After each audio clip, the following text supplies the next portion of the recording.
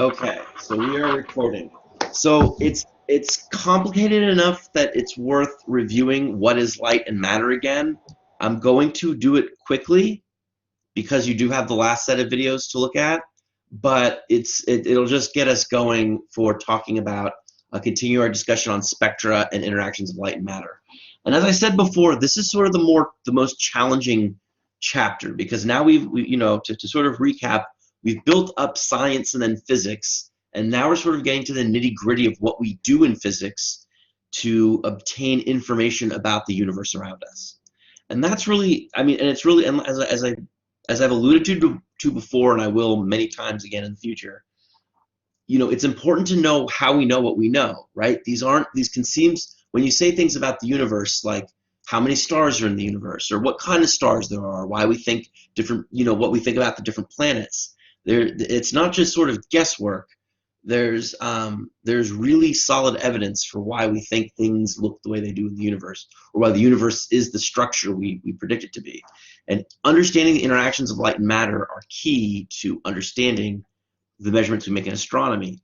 That being said, they're difficult. They're difficult to understand. And so, like I said, this chapter 5 represents sort of a ramped up end of difficulty. And after this chapter, we are going to sort of come down and start looking at the universe.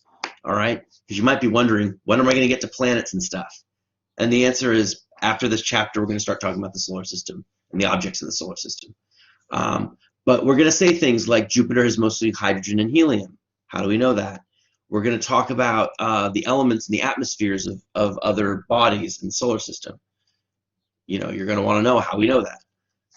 And how we know that is by understanding the interactions of light and matter. So the slide you have before you here is the, let me put on the clicker, is the electromagnetic spectrum. And as we said last week, we only see a small part of the electromagnetic spectrum. Okay, we only see this visible section. And there's all sorts of parts of the spectrum that are not in what we can see. Now, what's important about that is we can build, even though we can't see these parts of the electromagnetic spectrum, we can build instruments to make measurements in different parts of the electromagnetic spectrum.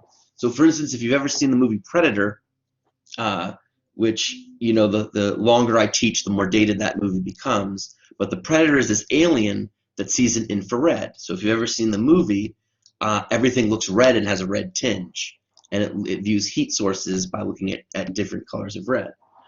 So, good. Yes, we have one. Predator is an awesome movie. So the Predator would see around here, whereas we see around here. All right? And what's fascinating is that you might say, well, why wouldn't the Predator see one in the other? We're going to see today that the intensity of the spectrum of our star, the sun, is centered on the visible spectrum. And all life on Earth is sort of centered around seeing, reacting to that light level.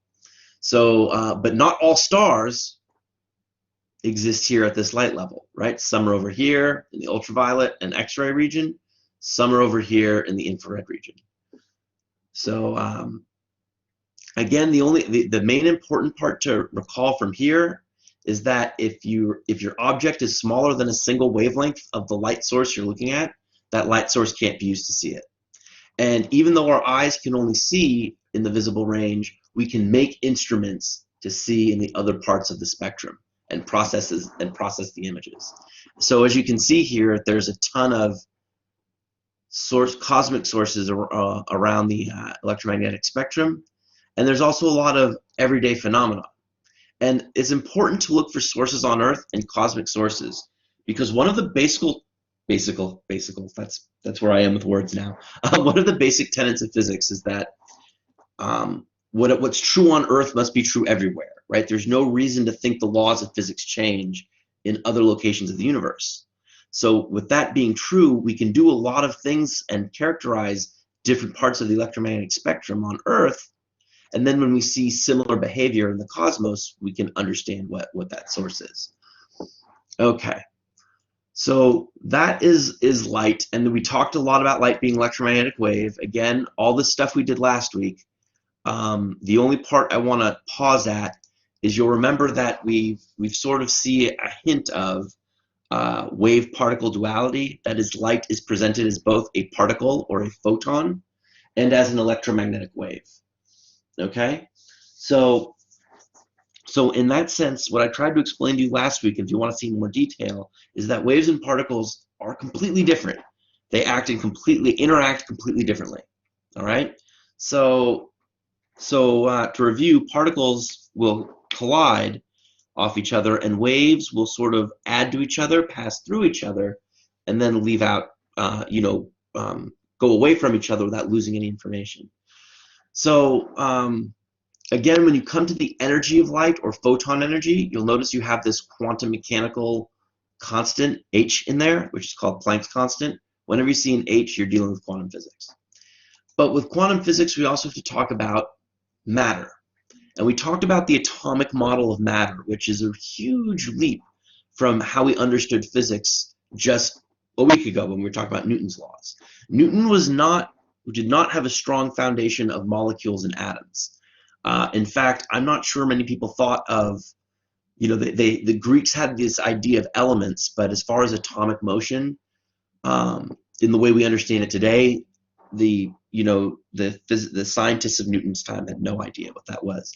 In fact, the idea of the subatomic structure of the atom is only about 125, 130 years old, with the electron itself not being independently discovered or discovered in isolation until 1899. To give that some context, I usually like to put things in terms of when my great-grandmother was born. So my great-grandmother is someone who I grew up with. She was 97 when she died, and I was 16 when she died. So I grew up with my great-grandmother as a person. And so she was born in 1901. And in 1901, the electron was 2 years old. So I want you to think about all the science that's only 2 years old today. And you're probably not even aware of a lot of it. And so the idea of the atomic model of of matter is something that someone in my living memory is about as old as, just to sort of give you to give you some thought there. And so my great grandmother, were she alive today, would be 119 years old. I don't believe anyone from 1901 currently is still alive on Earth, but that's to give you an idea of the timeline we're talking about. But the scale of the atom is very small. So you'll notice that these bars indicate that this distance is 10 to the minus 10 meters. The electrons are popping in and out of energy levels in a three-dimensional spherical distribution. But you'll notice that inside this tiny little dot, 100,000 times smaller, so 10 to the minus 15th, is the nucleus, which contains all the positive charge and almost all of the mass of the atom. So, the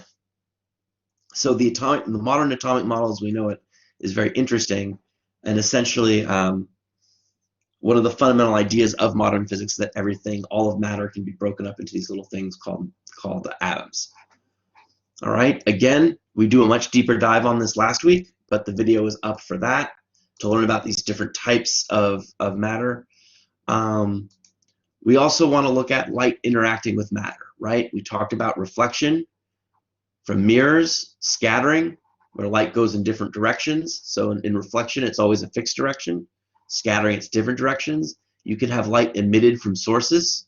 You can have it absorbed in materials, and also reflected or scattering one color that it doesn't absorb. All right? And you can have it transmit, like through glass or other objects.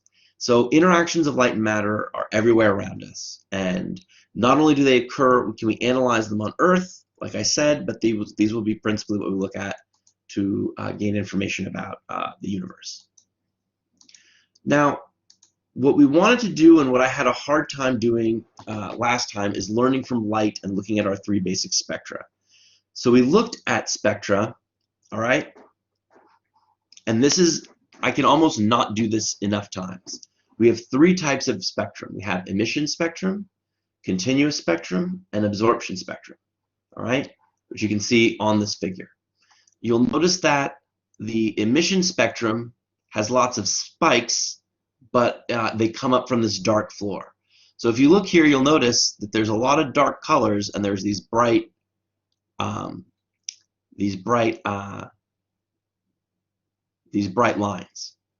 Okay? And then you'll notice after we get out of this region, we have a continuous spectrum. You'll notice here it looks like a rainbow. What's lost here is the intensity. So what you're not really seeing here is that this part is supposed to be much brighter than this part down here. They're keeping it all at the same intensity for clarity, but the demonstration I showed is a little it can be a little confusing.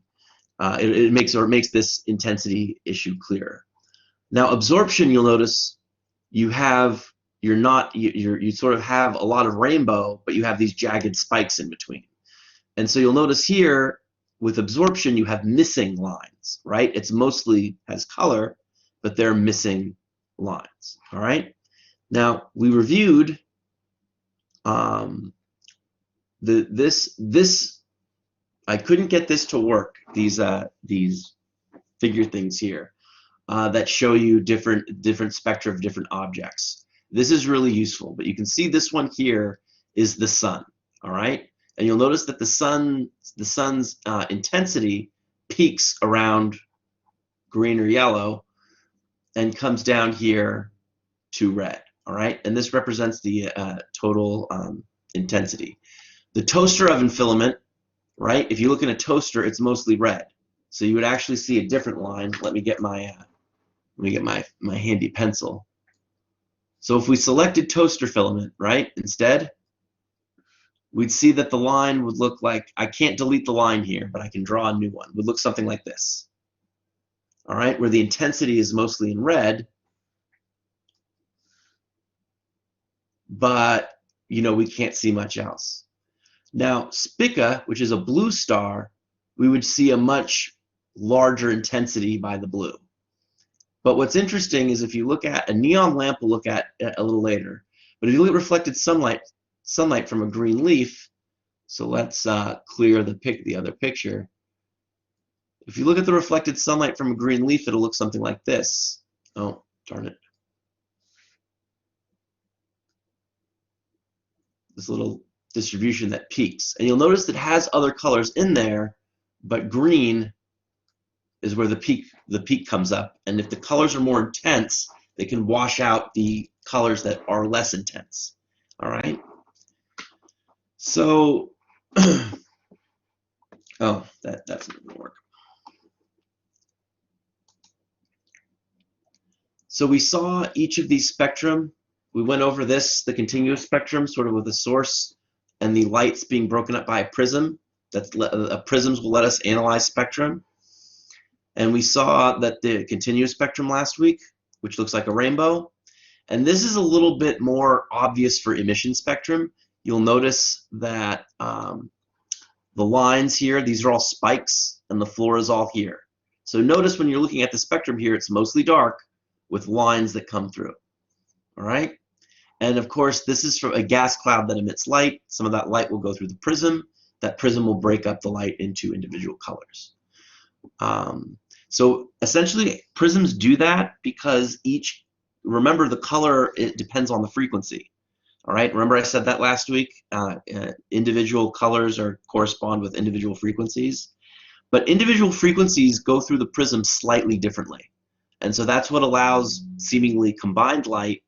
That's how you can prove that white light, for instance, is made of many frequencies, because you can see that come through and then get split up into each component.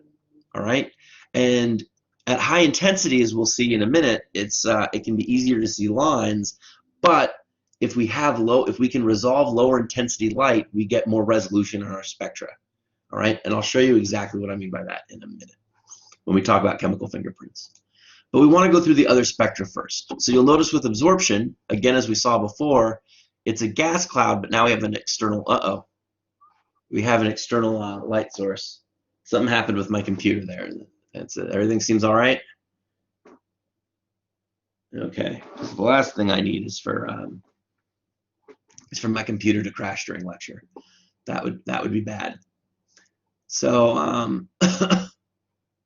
so we have this external source here, and it goes into the cloud, right? And that cloud can absorb some gas, and that light will stay absorbed in the cloud, but the rest of it will come through and create this nice, almost continuous spectrum, right?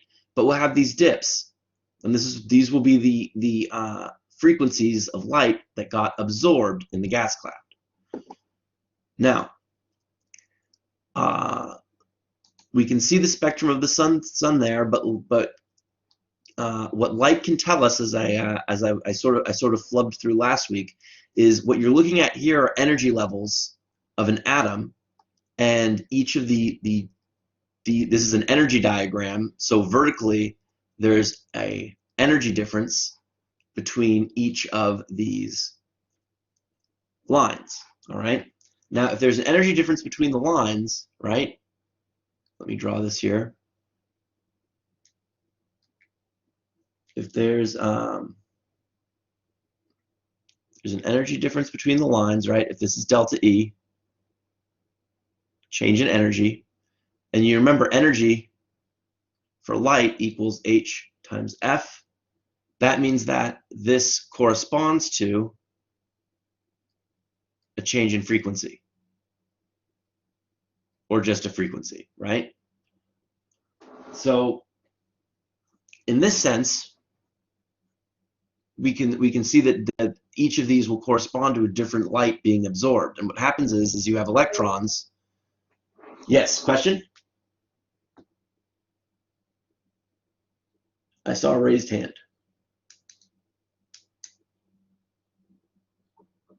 All right. Well, if you're typing it, just let it pop up, and I'll answer it when I see it pop up, or turn on your mic and talk, and I'll stop talking. But the frequencies correspond to colors, right? And unless you are talking, I can't hear you. That might be a problem. Let me see. Nope, I don't see any mics on. Okay. So, so basically, what we're going to see, this might be a little clunky. I'm going to share my screen, and I want to show you that where this is important is that every atom, every element, has its own unique distribution of energy levels, which corresponds to a emission spectrum. So let's take a look. Let's give that a shot. So we're gonna share files. No, we want to share applications. And I'm just going to do the entire screen.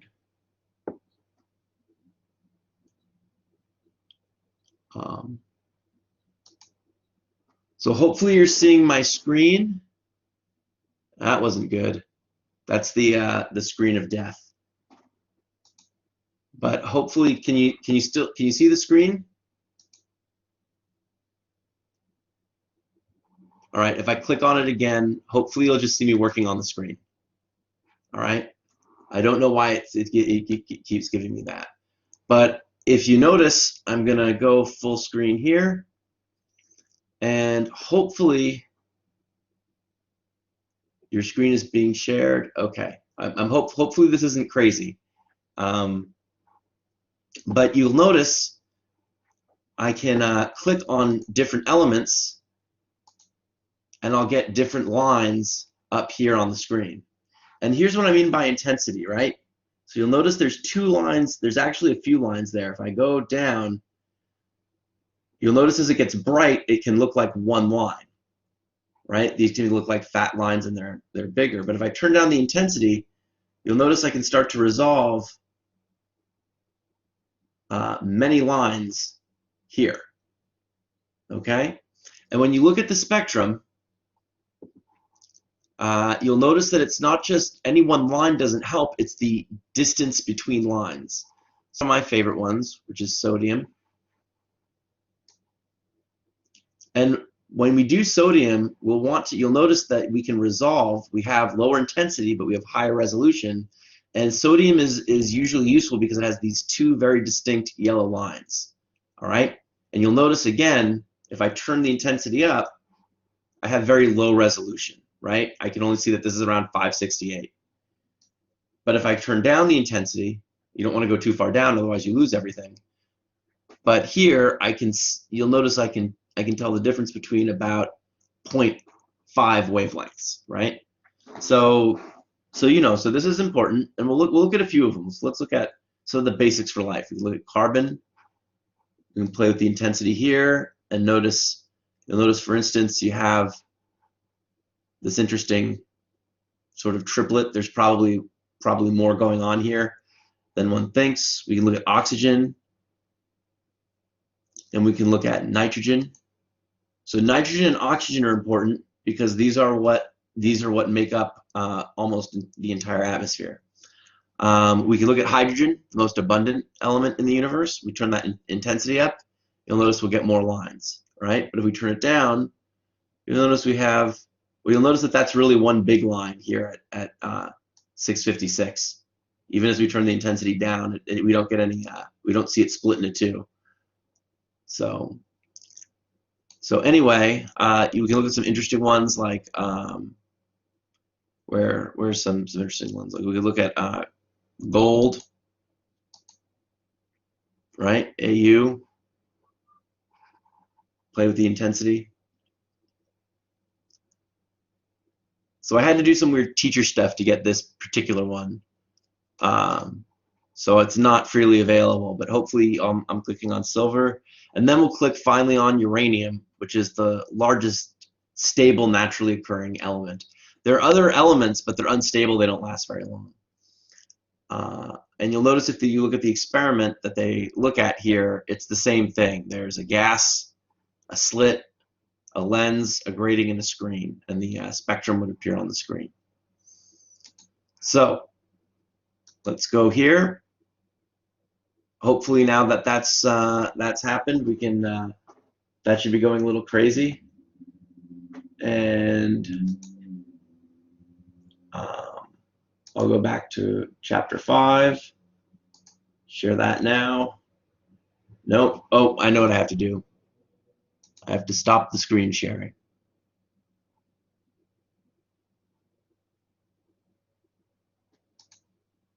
Okay. All right. So hopefully we're all back. Was everyone able to see the spectrum, the different elements, without it going too crazy? Okay, good. So it only went crazy when I tried to do everything at once. All right, good. So that's how we identify. That's what we mean by chemical fingerprint. Is that the spectrum, a unique spectrum, can be identified for every element in the universe. And even with molecules, when you look at molecules, those will represent different bonds, and they'll create their own spectrum as well. So we can actually use spectrum to not only identify elements, but molecules that occur in nature as well. And different isotopes will have different spectrum. You can have nuclear spectrum as well. So we use spectrum quite a bit to give us a ton of information. Let's see here. Let me click on something that will get us back to what we're talking about with our chemical fingerprints here. All right. So you'll notice that's just emission spectrum. And emission spectrum is more universal because we can't always shine light on a faraway source. In a lab, though, we can definitely look at both absorption and emission spectrum. So you'll notice we have an emission spectrum here and an absorption spectrum at the bottom. Okay?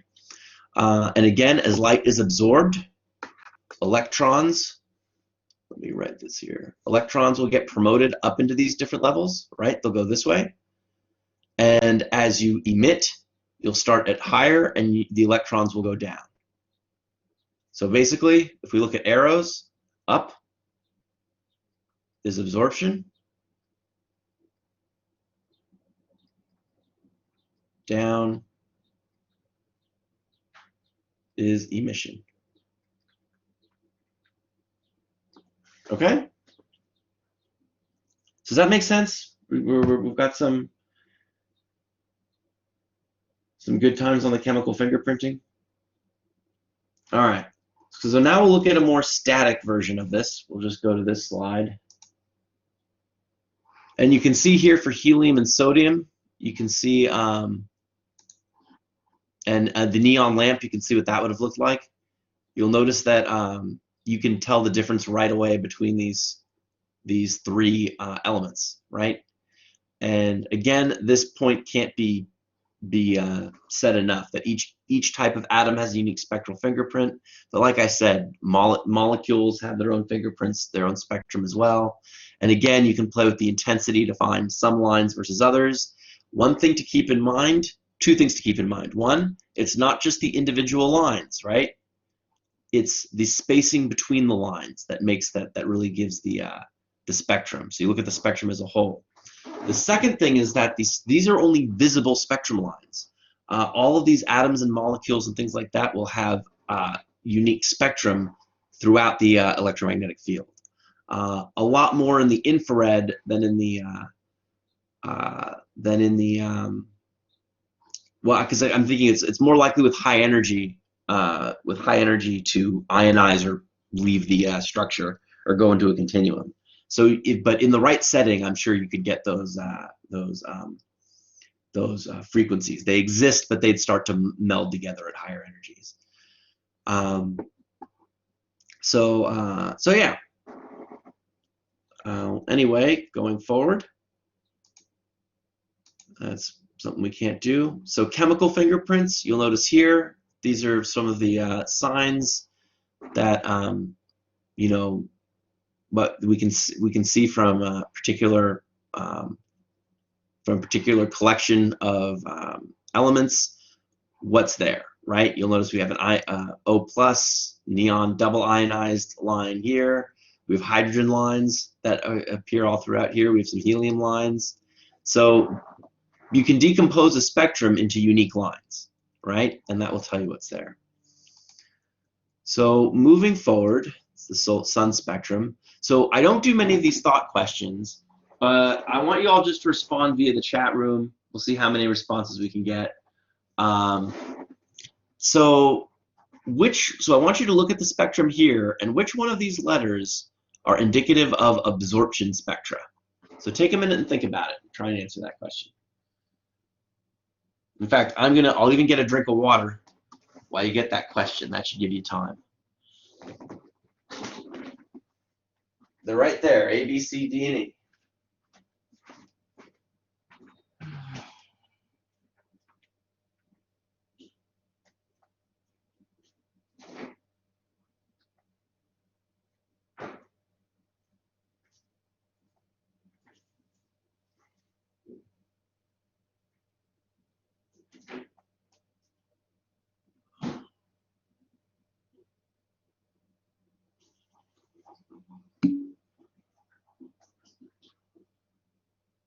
I heard one.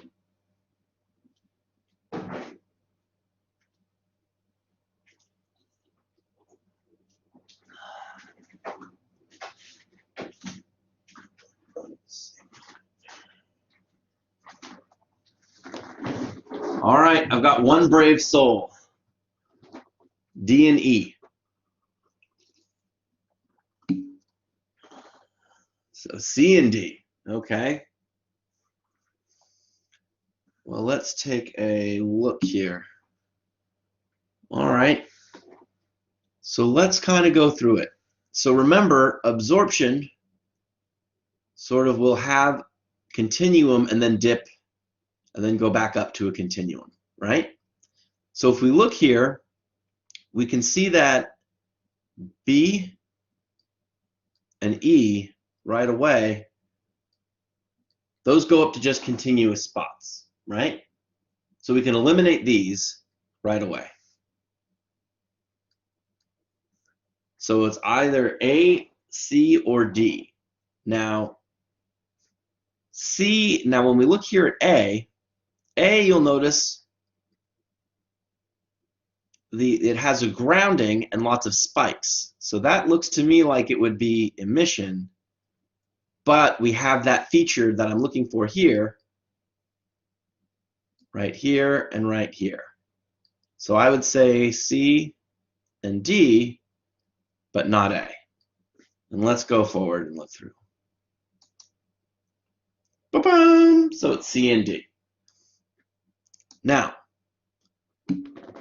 which letters label the peak intensity of infrared light?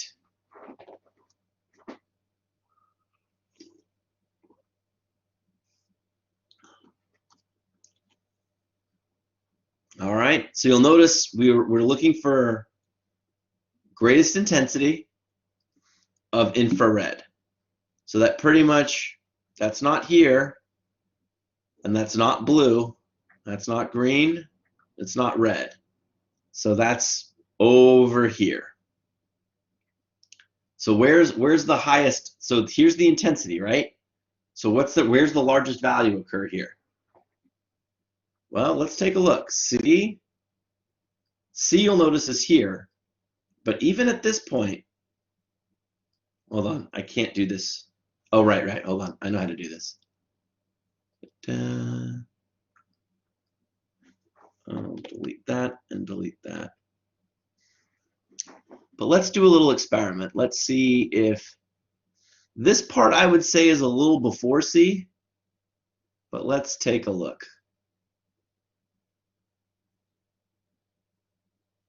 Even if we include that point, it's not straight now, right? I gotta select it and move.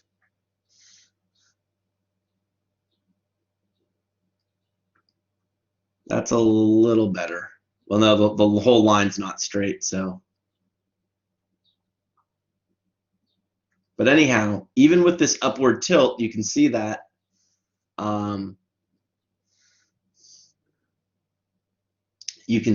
we're still not quite there. So E goes right up here pretty well. D is still down here. So we can cross out A, B, and C, I think, and D immediately. C we can see from our line that will make that go away.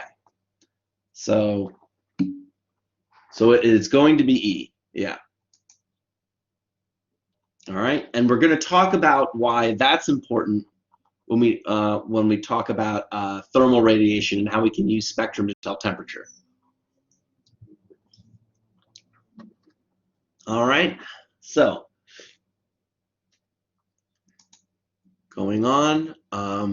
So emission, if you were really paying careful attention, you'll remember I gave that answer away when we talked about absorption. So we know, good. For those of you not following or following along, we already know from our first part that A or C and D are absorption, so they can't be emission, right? B and E are continuous, so that only leaves A. All right, and as we can see, it has the criteria of those emission lines. So we'll see as we go forward. A will be highlighted. So now we're going to come back and do a few more of those when we identify the object, but not only does light tell us what something is made of, what molecules and atoms it has in it, which is a lot of information. I mean, if it only did that, that would be enough. But it also tells us what temperature something is. That's how we can know how hot stars are, how different parts of different parts of the universe are, or at least what temperature they're at. All right. So if you look at this, at what we're looking at here, this fire, you'll notice that if you put this this iron poker in here at relatively low temperature, it'll just look dark. But as it heats up, it'll start to get red, and if it gets hot enough, it will become white. All right. So we can look at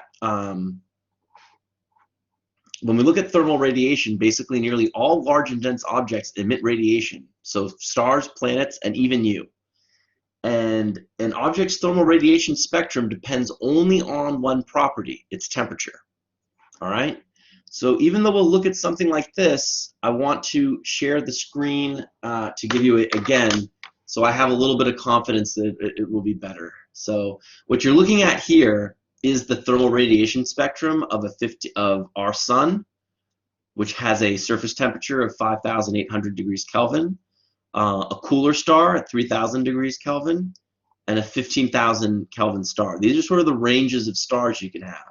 But I want that to compare that to a human being. You have a thermal radiation too. In fact, going back to the predator's eyesight is attuned to see you as a light bulb.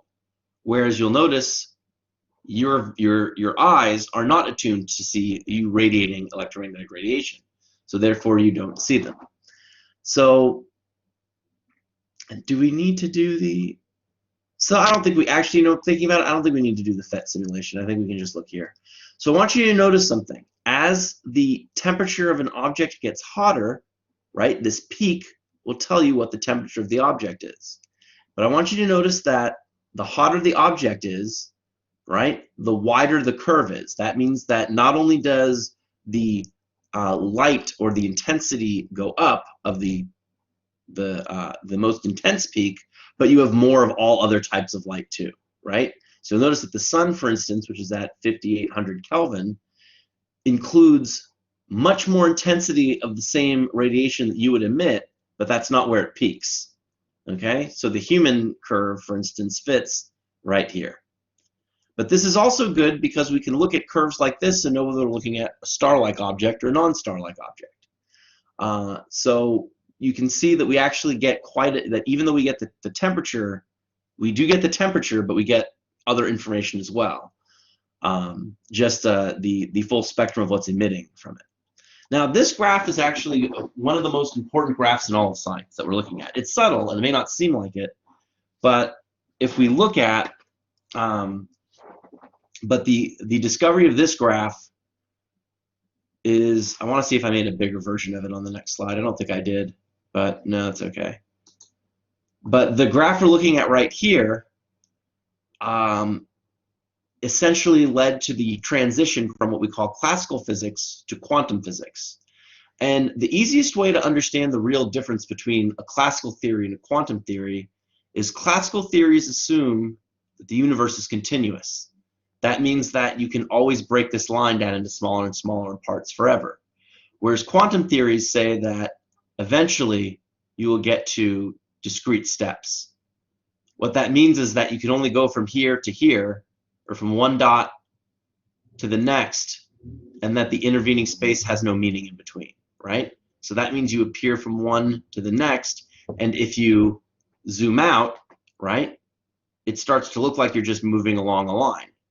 So if you have enough dots, a quantum system, or a system of individual dots, can look discrete, all right? Now, how this was arrived at, or why this is one of the most important graphs in physics, is that if we look here, I'm going to draw this on here. I'm going to draw another curve that goes like this and matches, so we'll say here. You'll notice all of these curves will start to come together in this low or high, large wavelength, low frequency region. All right? Now, why this ridiculous graph is important is because this is what classical physics predicted. If you assume that the universe is continuous, you get this curve in which something like the sun, or the heat spectrum of the sun, should have maximum values at low wavelength. This means that essentially any source should be deadly, should be giving infinite amount of X-rays. But of course, the experiment shows that we don't. The true curves of any thermal radiation curve peaks and looks classical, and then it peaks and drops off very sharply. All right? And so in order to get this a theory or to have a model, the assumption had to be made that the energy of the system came in these discrete, evenly distributed packets instead of a continuum. All right? And that was the birth of quantum physics. And this particular graph represents what's called the ultraviolet catastrophe. And it's called that because classical physics predicts lots of ultraviolet light, and the experiments show virtually none. So that's where that comes from. Okay. So, questions so far? I just want to be sure everyone's, gets to think of some stuff, because usually in class, if we were in lecture, there would be several points here where people would just jump in with stuff. So, no. Okay. Well, all right. Well, move on.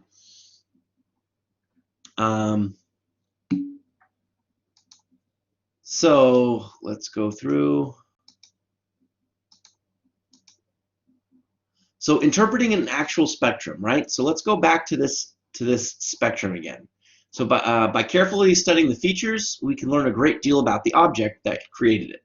Okay, so this is an actual object and the spectrum of that object. All right.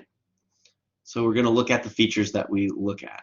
So we get reflected sunlight here, right? So continuous spectrum of visible light is like the sun's, except that some of the blue light has been absorbed.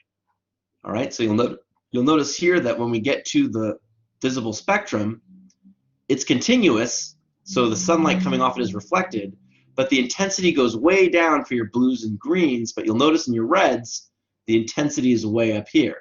So that means the object must look red. All right?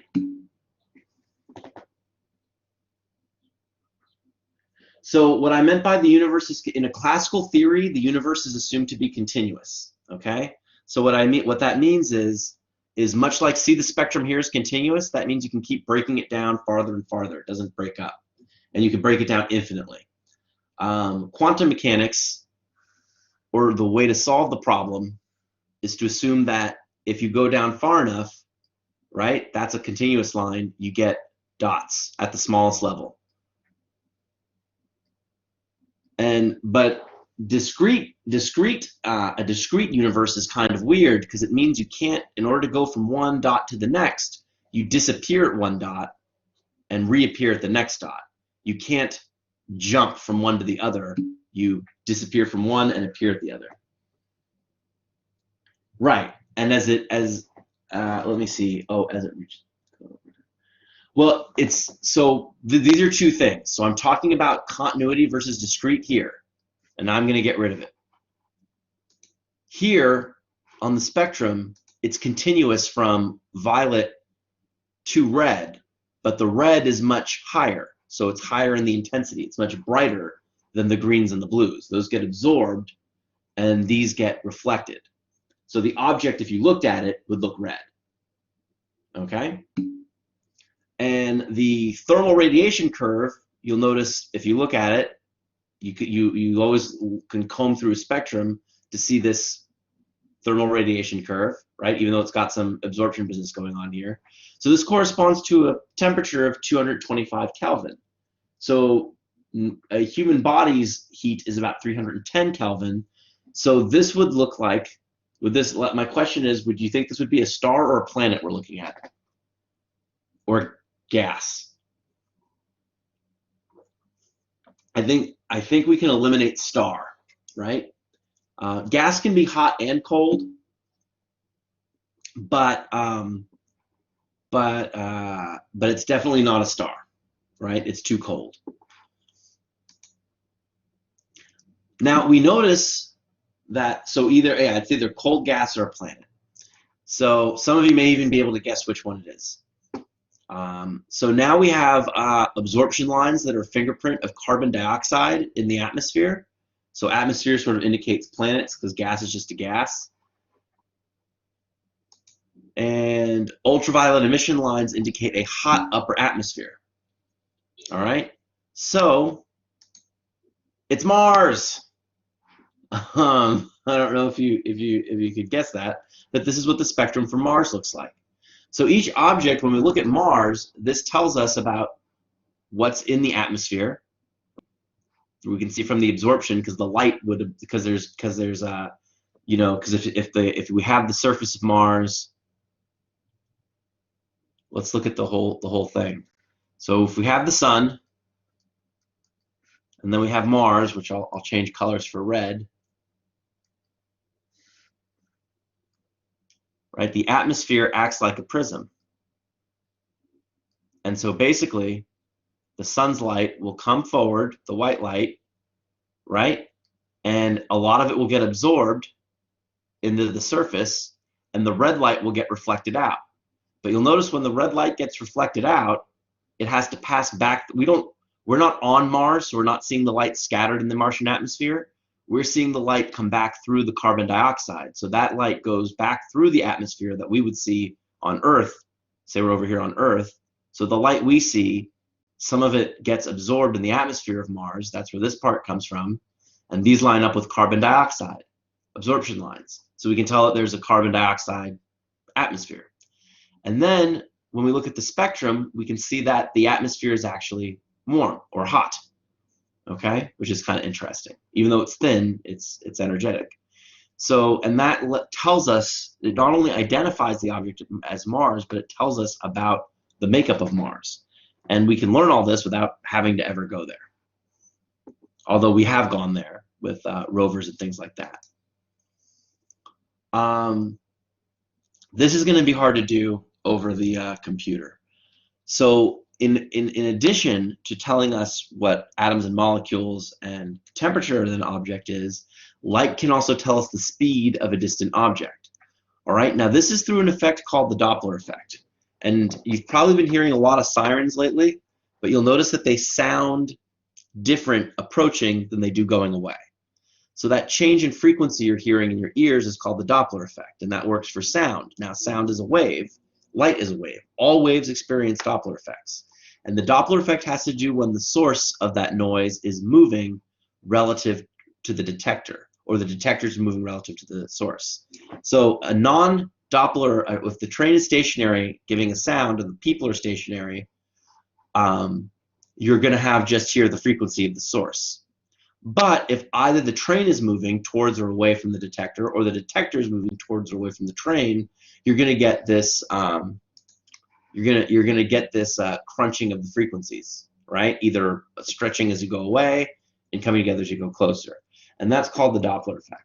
Now, it'll actually be easier to see in terms of spectrum. Okay, so all of these spectrum you're looking at are the same, but unlike sound, where we hear a different tone, since the frequencies of light correspond to color, as a source is moving towards or away, the frequency will get or the wavelength will shift. You can do it either in terms of wavelength or frequency, but you'll shift either towards blue if it's moving towards you, or towards red if it's moving away. All right, so you'll notice that this is our stationary spectrum, right? If an object moves away, you'll notice that the red line moves towards the red. If it's moving away faster, it moves away even faster. All right? And with blue, you'll notice the same thing. You're shifting towards blue, but you're going to notice that the colors change. And this is what I meant about that it's not only the spectrum themselves, but the distance between the spectrum. So even though we might have this new spectrum here, we don't think it's a new element because its spacings are identical to the stationary spectrum. It's just everything's been shifted. And it helps sometimes to see the general Doppler formula to gain insight. So your shifted frequency is equal to your original frequency, or it should be F naught. I'm gonna delete this here. So V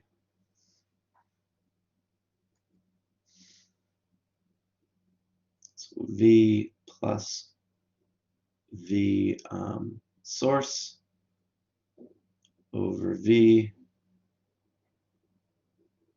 These pluses and minuses will depend who's moving away from what, V detector. I believe I got that right. I might have messed up the source and the detector, but it doesn't really matter for this part.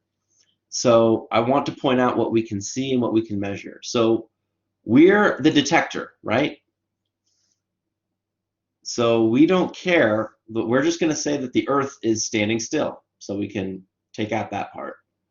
Now V here, V is going to equal the speed of light. All right? And so we know that that's the velocity of our object moving through the universe. And the speed of light is constant. We always know that. And we can, if we see the spectrum spacing, we know the spectrum in the lab, and then we have the measured spectrum. So if we have all of these things, the only thing missing is V source. So you can see that by looking at things on Earth, we can look at the velocity of the source and determine whether it's moving farther away from us or moving closer to us, and how fast it's moving away. And so that's where the Doppler equation helps us. What I want you to see is that it's one equation and one unknown, and that even though it looks kind of awful, it's really a Math 115 equation. There's no reason why you can't solve this and gain this insight in that class to figure out how fast something's moving away from you or towards you.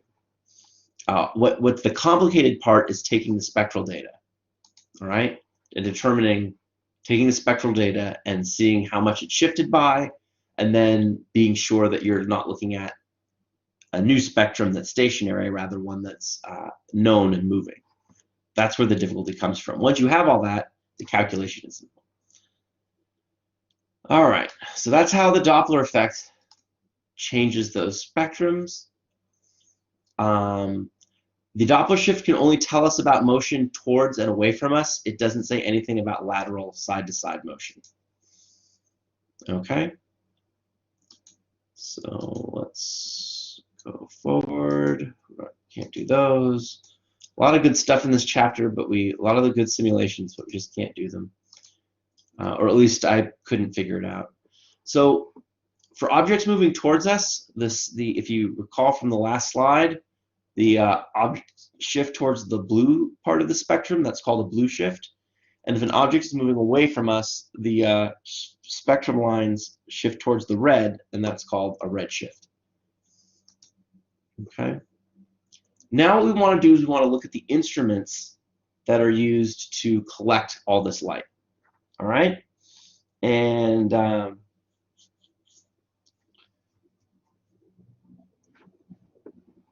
again,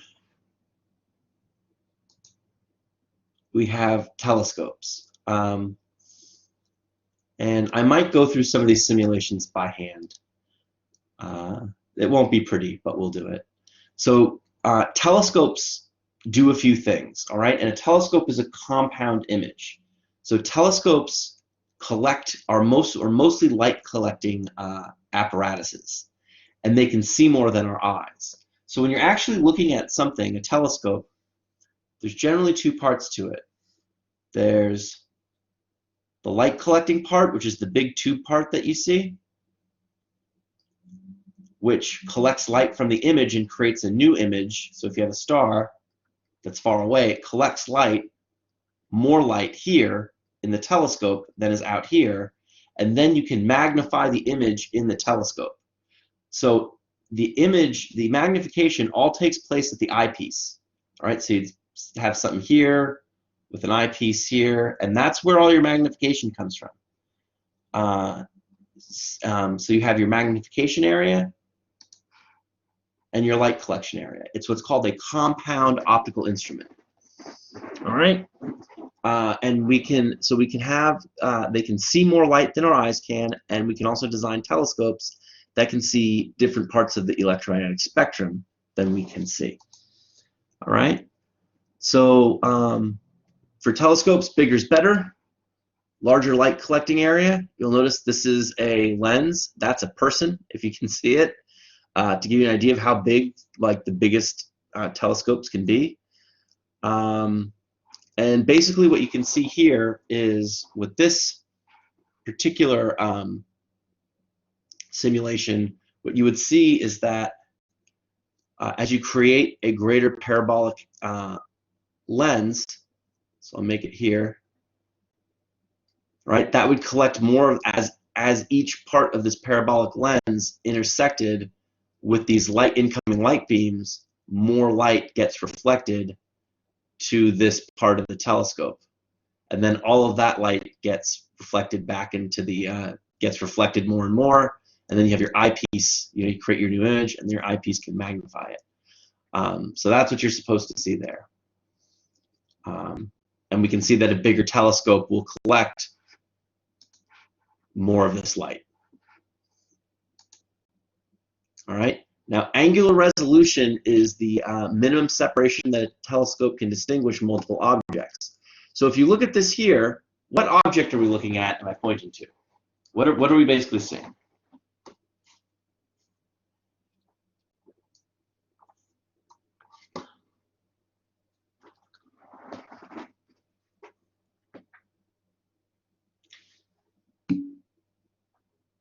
A car. Yeah, these are a car, right? The lights from the headlights of a car.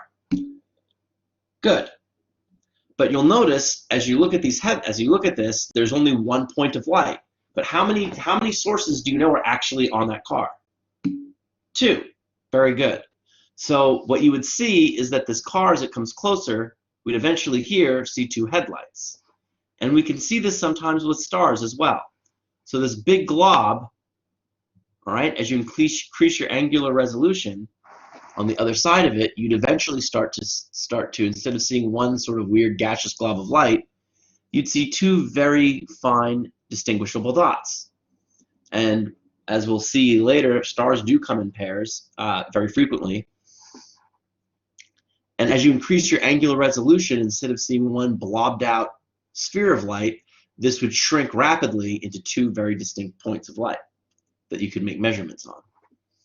So that angular resolution is important as well. It's sort of similar to what we saw with the spectrum, where as more intensity, it was easier to find lines, but a lower intensity gave us more resolution. All right. So the mirror somewhat helps there. So there's some basic designs. Galileo had one of these refracting telescopes. I believe this was Galileo's initial design. This is just a bigger version of it. You can see there's a person there. Reflecting telescopes I believe, were Newton's design, and these are, these are most standard telescopes, are these reflecting telescopes. We actually have one at LaGuardia, but unfortunately, with the COVID situation, we won't be able to do any viewings. But if you're around on campus when they let us back in, the Physics and Astronomy Club generally hold viewings, and those can be pretty cool. So you should see emails or flyers about those. Now the Keck and the Keck 2 are on Mauna Kea, Hawaii, one of the naturally darkest places. So there's not external light pollution. You notice that's where this guy is with this huge reflecting telescope apparatus. Now, different designs, different wavelengths require different designs. So this huge dish is for a 500-meter radio telescope. All right, so you'll notice this is a big telescope, and it's huge, but it's meant and designed primarily for radio waves. Okay, and if you ever saw GoldenEye, the James Bond movie, I don't know if anyone watches old James Bond movies, but they had a fight on a radio telescope array, which was sad because it was getting beat up. You can also make large arrays of interferometers of radio telescopes, and these arrays sort of create the effective dish size and create what's called an interferometer. Now, an interferometer works by looking at the differences between paths of getting to these two dishes. Yeah, no, that was a big telescope. But these arrays can be even bigger, all right? Because they sort of allow for a large path to be, you look at the differences between these two paths, create effects that you can see. It's kind of hard. Interferometry is sort of an advanced concept, so we'll just sort of explain it there for now and kind of let it go. But you can see this is a large array of radio telescopes in Chile. There are X-ray telescopes, grazing incidence optics, where the X-rays will graze parts of here and react with, you can create X-ray images. And you'll notice that the design is different because it's meant to deal with X-rays. So before we talk about putting telescopes in space, if you want to... Oh, is that me? Oh, crap, I've got an echo. Oh, my echo seems to have disappeared. Okay, that's good. I think I was hearing my echo through one of your microphones. So that would be bad. So essentially, if you're thinking of buying a telescope of your own, and having done this myself, I would actually buy binoculars first. Binoculars, you can do some really spectacular stargazing with binoculars, and the learning curve is much lower. So the binoculars I have are more for astronomy. They're 12 by 50, which means you need a monopod. So to use your bare hand, this is good, 7 by 35. But the maximum for without having a tripod or a monopod or something is 10 by 42. Now, what do these numbers mean? The first number is your magnification, and the second number is your curvature, or basically how much light you let in. You generally want to ignore magnification with telescopes, though, because again, you can change your with binoculars, it's important because it's fixed. But with your telescope, all you have to do is change your eyepiece, and you can change your magnification. And we're going to see that the atmosphere limits magnification anyway. But you want to notice aperture size, optical quality, and portability. And the second number is your aperture, well, it's your lens curvature, but your aperture size is how much you'll be able to see through. Okay? So those are the things you want to look for. You can do some consumer research in sky and telescope. Telescopes are very difficult to align. When you align it on something you can see, the image is more spectacular. But for stargazing, for instance, with the naked eye, you can see about, on a clear night, the clearest night that you'll ever see, you might see 5,000 stars. That's one of those super clear nights. This is with your naked eye. With pair of binoculars, that number goes up to 100,000. All right, so you see a whole load of stars. You can see a lot of different features. You can even see some nebulas if it's really clear out. If there's very low light pollution and it's very clear, you can actually see a nebula and gas clouds. In order to see colors in the night sky, you really need a computer because the colors are there, but they're very faint. So you need to be able to collect a lot of light or be closer to these objects. But with binoculars, you get a wider field of vision, and you do get much more for the same amount of money. And I can tell you, I've been pretty happy stargazing with my stargazing binoculars. They're pretty cool. So looking beyond light, we have LIGO, the gravitational wave detector, and this is exciting because gravitational waves were first discovered, or were not first, they were first proposed by Albert Einstein in not in 1905, but in like 1915 or 1913, and it took 100 years to measure them directly. We had some pretty good evidence for them in the 70s, but we didn't have a direct measurement. And this apparatus, LIGO, that you're looking at, allowed the measurement of these gravitational waves. And this is an interferometer setup. So you can see that you have one path and another. This goes down a couple miles again to another path. And then they look at a difference, a path length difference in the centimeters or nanometers.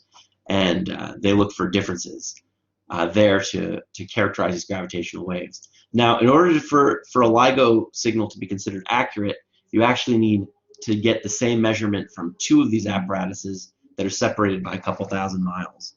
And that's a way of actually reducing noise, because any small jitters that happen at one location won't be able to affect another location. But recently, and by recently I mean from the 90s, the 1990s on, we put telescopes in space. And of course, we don't put them in because they're closer to the stars. The distance is negligible, right? Recall our 1 to 10 billion scale. If the sun is the size of a grapefruit, Earth is the size of a tip of a ballpoint pen, and the nearest stars would be 4,000 kilometers away. So you're not getting, by going anywhere on Earth or even around the Earth's atmosphere, you're not appreciably closing that distance, right? You don't get much closer to San Francisco by going to the other end of your apartment, for example.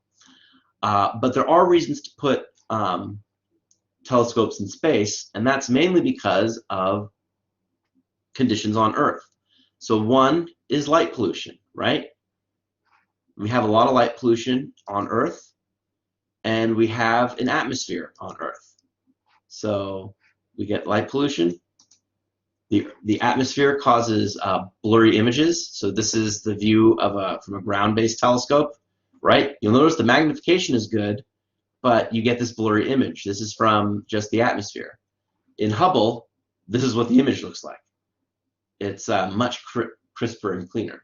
and that's because there's no, you've gotten through the atmosphere. That's all. Let's see here.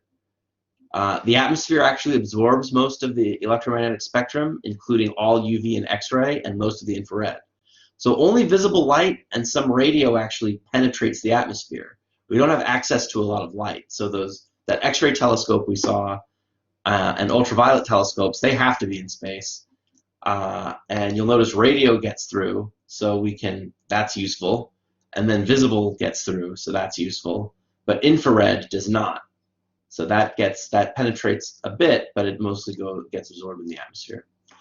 And putting a telescope in space solves all of these problems. All right.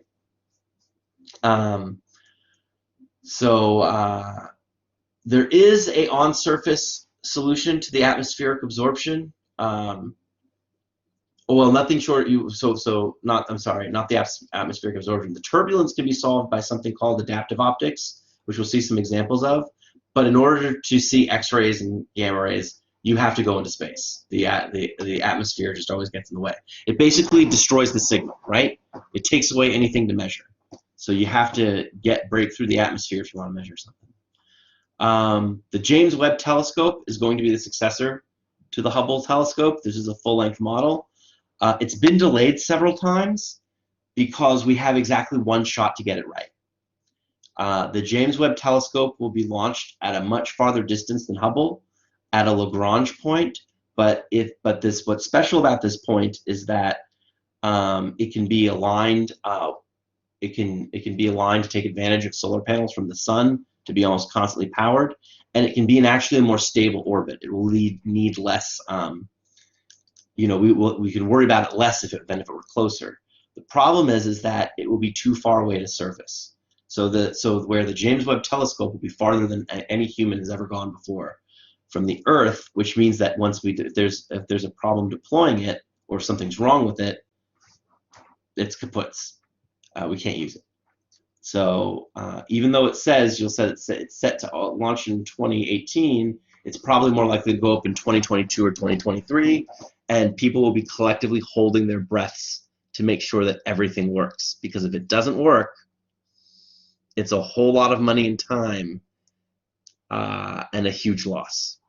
All right, so this telescope should be able to tell us spectacular information about extrasolar planets, and it should also be able to tell us a lot more about what's called the dark ages of the universe, which is the first billion years of the universe, and that will make sense at the end of the semester.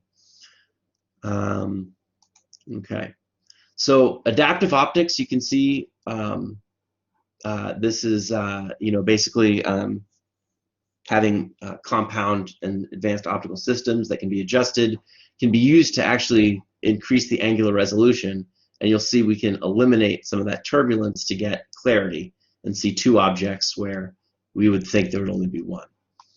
All right, so we can use this adaptive optics to decrease that atmospheric distortion. And you can see pictures of Neptune. This is without adaptive optics. You can see that atmospheric turbulence. With adaptive optics, we can see features of Neptune, which is pretty cool. We can also see Jupiter's moon Io without adaptive optics. We can see individual volcanoes and things like that. Now the moon would be a great spot for an observatory, but it would be hard. It would be expensive to really get there, to put all the stuff in place. You'll notice this is an artist's conception of a telescope, but certainly there would be no controversies on the moon because, there are controversies around the site in Hawaii, quite a bit actually. But in the moon, you'd have a really, it would actually be almost more ideal because it would be dark for 2 weeks at a time. So you could do all your stuff to run at dark and continuously and take a whole lot of light. And then you would also, because the moon's rotation rate is slower than that of the Earth, and then during the day you could power everything off and cover it when you'd have enough time to sort of do that, so it wouldn't get affected by the sun too much. Okay, so that is it for chapter 5, and I think that's sort of a natural. I'm trying to figure out the timing of the class. So if I go to, I think that's a natural break point. So why don't we do we'll take a 10-minute, 10 or 15-minute break, and then we'll come back and start the next chapter. I'm going to leave the video recording, but I'm going to say I'm away from my computer. I'm going to get up and get some water and stuff like that, and then I'll be back. But but if you have questions or something, now's a good time to ask on the recording. And when we come back from break at about, I'd say 10 to 5 or a little after, I can answer those questions. So we're still going, so don't go anywhere. And we'll pick this up then. So I'm going to at least hide my video for break.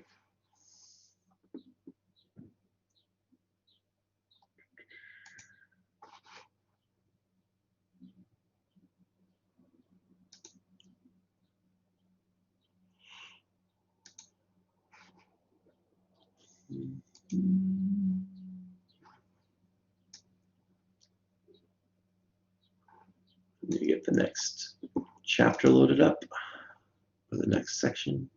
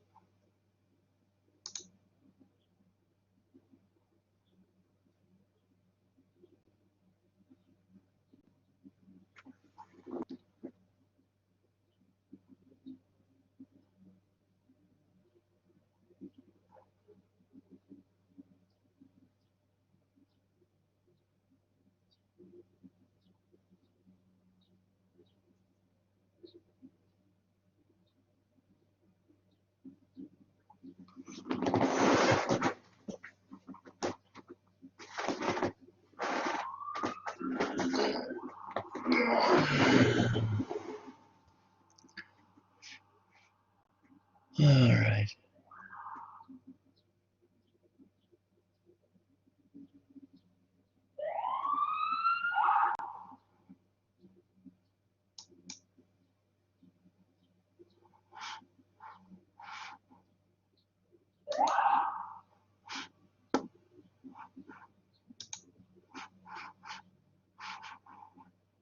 Okie dokie.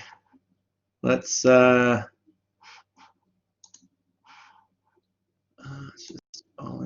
let's get going. All right. So now we are ready to start finally talking about stars and stuff. That's exciting. And we'll have what I like to think of as sort of 4 levels of what we'll be looking at. So let me see if I have my pen handy. So we'll be looking at the solar system, or no, that's not what I want to write. We'll be looking at 4 different scales. So we'll be looking at planetary,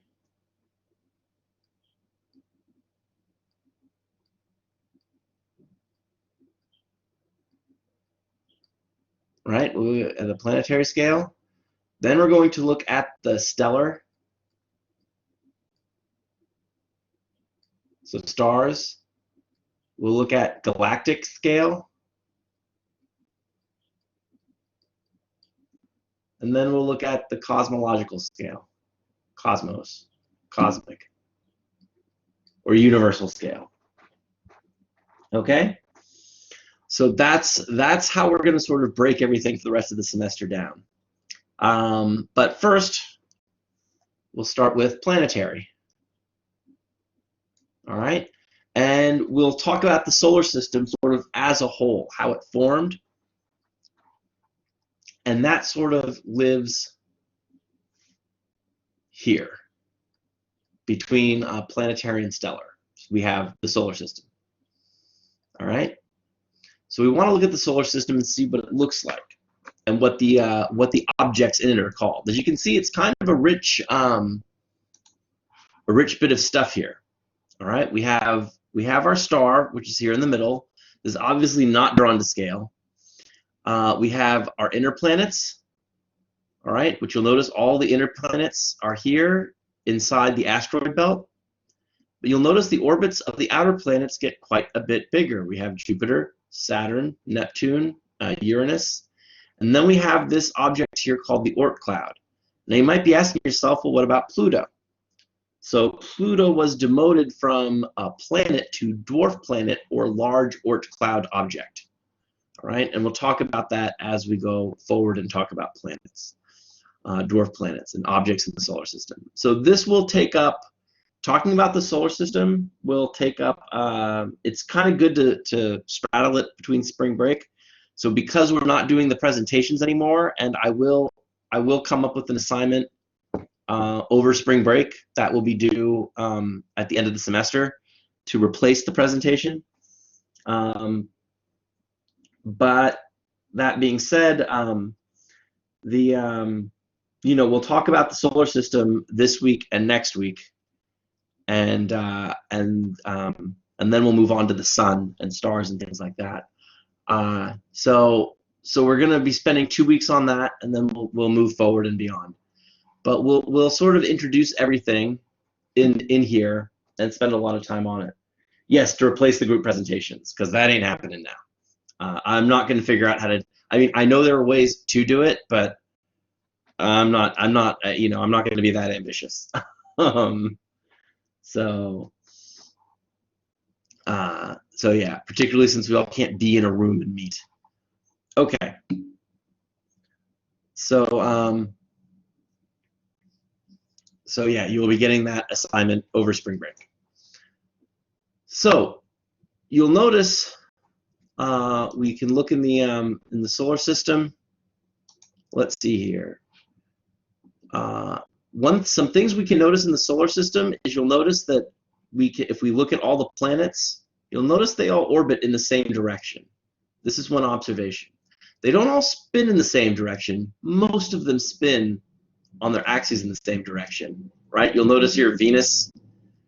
We actually don't say Venus spins in the opposite direction. We say that it has an opposite axis tilt, which is not currently explained. Uranus is in a similar situation, but we can notice these things about our solar system. Second, we notice that we have two types of planets. We have small rocky terrestrial planets that are all inside the solar system, and we have all these large gas giant planets that are outside the solar system. Now, this was convenient until we noticed extrasolar planets, and we actually found gas giant planets that had orbits closer than Mercury does in our solar system. So that led to a lot of revising solar models, and in fact we do that a lot and look at planet transits in these cases. We have 3 major bodies that are not planetary. So we have the asteroid belt, which you'll notice in the plane of the solar system and represent sort of a barrier between the inner solar system and outer solar system. We have the Kuiper belt, which is here. Again, Pluto is a Kuiper belt object, not an Oort cloud object. I knew I messed that up. A Kuiper belt object, which again, you'll notice is largely in the plane of the solar system. This is mostly what we call comets. And then we have this spherical distribution of debris called the Oort cloud. This is all the stuff that's been thrown out of the solar system or weakly caught over billions of years. And those are the sort of the major structures of the solar system. The Oort cloud extends out very, very far. And when we're looking at the solar system as a whole, we really think of this plane of the solar system, and the Kuiper belt can be, like more things might be in the Oort cloud, but they could be influenced or pulled away faster or shot in, accelerated inside. Rarely are things accelerated inside from the Oort cloud, but it happens. So exceptions, we talked about Uranus and Venus's tilt. right? Uranus is at like a 90-degree angle, is at a 180-degree angle and appears to rotate the opposite direction of all the other planets. Earth has a relatively large moon. All right, our moon is not the largest moon in the solar system, but it's like top 5, and it's inside. It's in the inner solar system, and it's definitely the largest moon in the inner solar system. Venus and Mercury do not have moons, and Mars has 2 teeny tiny moons. All right. So one thing we want to make note of is now that we've seen the planets, these are a list of the planets, and here's how they compare to the sun. All right, so to make the sun into a circle that's comparable, I'm actually gonna do it here. Hold on. Well, let me get to it. I can do it. We'd have to make it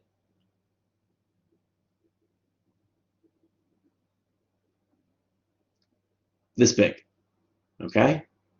So this giant circle here would be the sun, and then you can see how the other planets stack up. All right, not great. They're all very small compared to the sun. And I want you to notice that this little one here, that's the one you live on.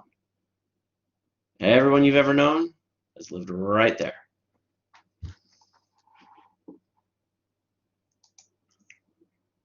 So we're going to do a brief look at objects, and this is pretty dramatic. This is a full picture of the sun. This is a zoomed in picture of it, where we can see this nice solar flare.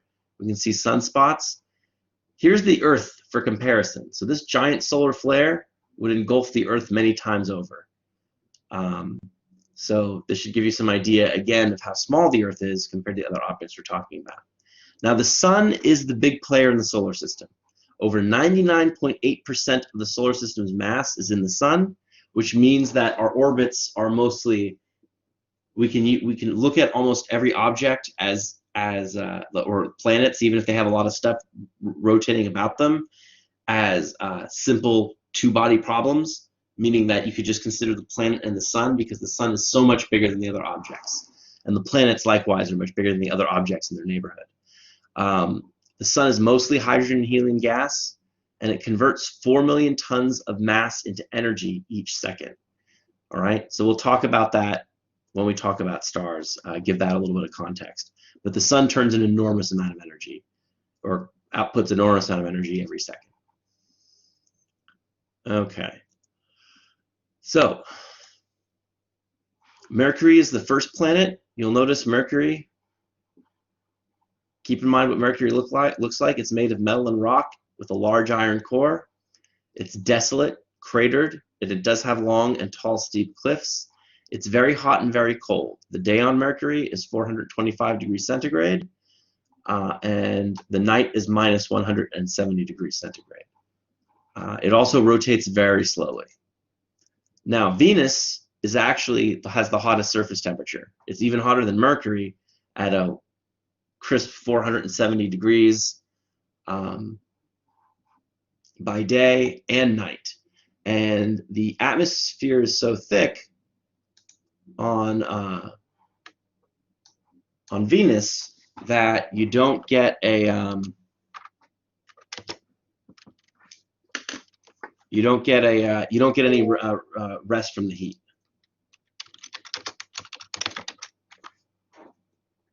And I'm doing a quick conversion here. So if you're curious what it is in Fahrenheit, it's about 878 degrees Fahrenheit on the surface. So much hotter than your oven. So yeah, it's pretty hot.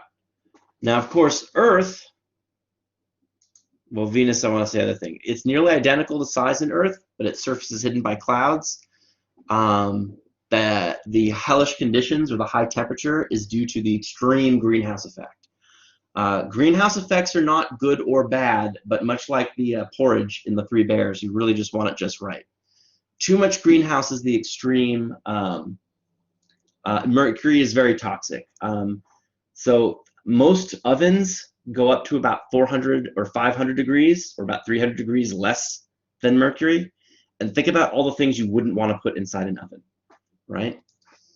So just the temperature alone makes it, toxic might be the wrong word because toxic is usually chemistry, but inhospitable, definitely. And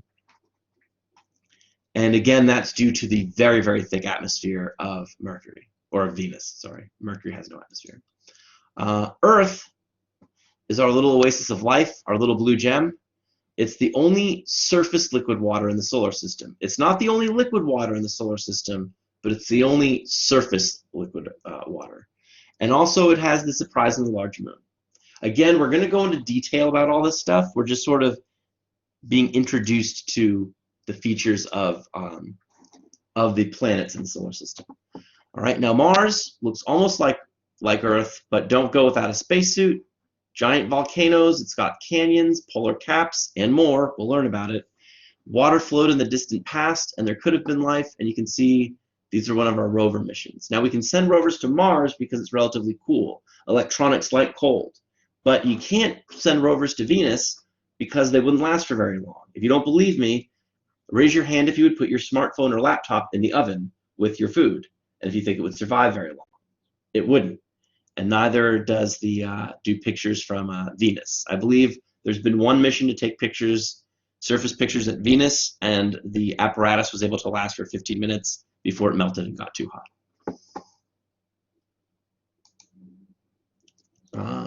Jupiter is much farther from the sun than the inner planets, mostly helium, hydrogen, helium. No solid surface. We're going to have to talk about what that word surface means, because it certainly has a solid core. It's 300 times more massive than the Earth, and it has many moons and rings and things that go, and features that go around it. If you want to look up new images of Jupiter, there's some pretty spectacular images of Jupiter that have been released in the last year that are very high def and high resolution, and add a lot more perspective to the planet. Excuse me. Sorry about that. Jupiter's moons can be as interesting as many of the planets themselves, especially Jupiter's 4 big Galilean moons. So Io, which is shown here, has active volcanoes all over it. Europa has a possible subsurface ocean. Ganymede is the largest moon in the solar system. And Callisto is just this large cratered ice ball. So it has these 4 very different moons. And in fact, it has many smaller moons as well. There are new moons of Jupiter and Saturn discovered all the time. When I was a kid, there were 23 moons of Saturn and like 15 moons of Jupiter. And today, I think there's 50 to 60 moons of Jupiter and almost 90 moons of Saturn. It's something like that. It depends what you look at, but, or what source you look at. But there are a lot of moons to both those planets, which of course brings us to Saturn, which has these very spectacular rings and many, many, many moons, including this moon Titan, which has an atmosphere. And you'll notice Titan looks a little like Earth, but we're going to see it's very different. The rings of Saturn are not solid. This is an artist's conception. They're actually a bunch of little things, little dust flecks and chunks. But you can see this kind of goes back to what we were talking about. If you look at something from far away, it can look nice and continuous. But if you zoom in far enough, there's little chunks and it's what we would call discrete. Okay.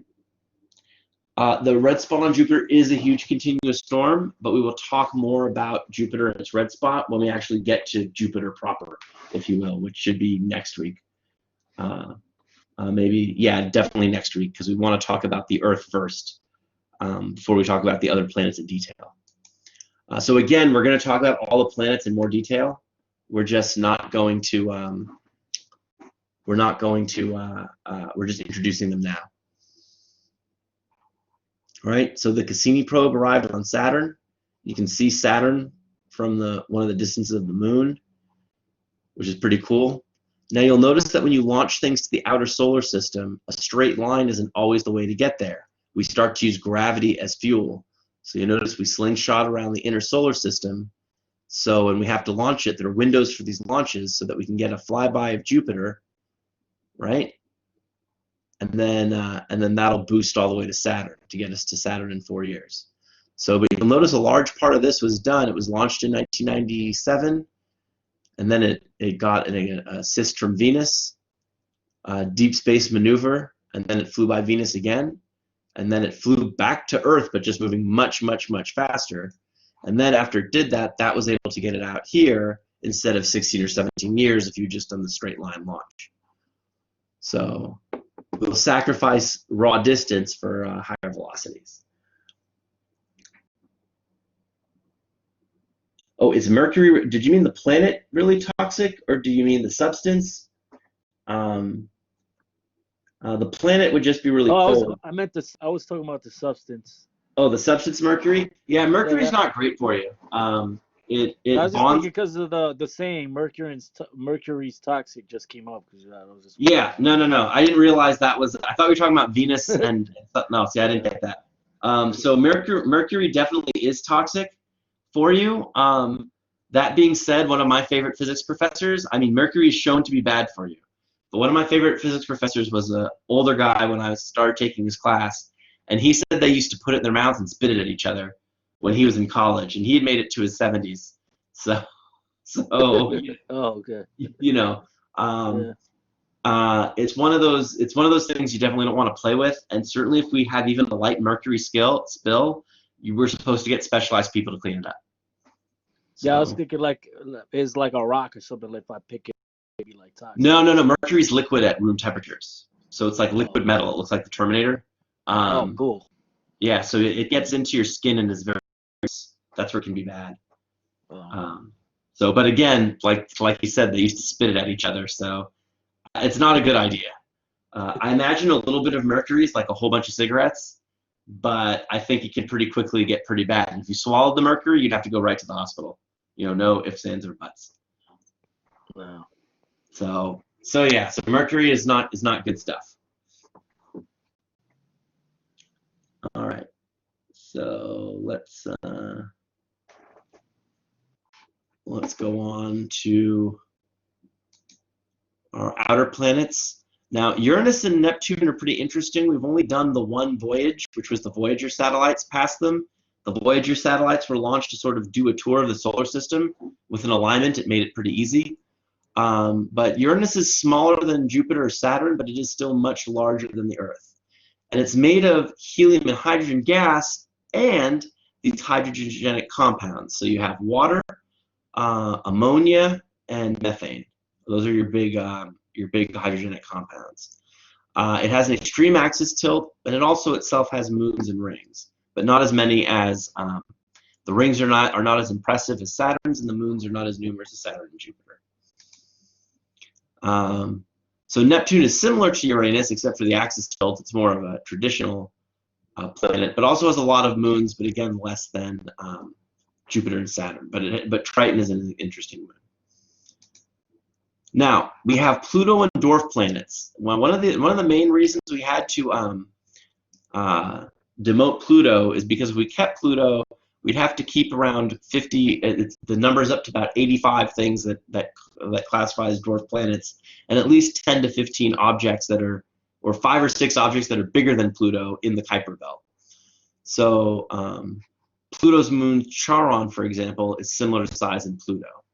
And Pluto is more in common structurally with a large comet than a small rocky planet.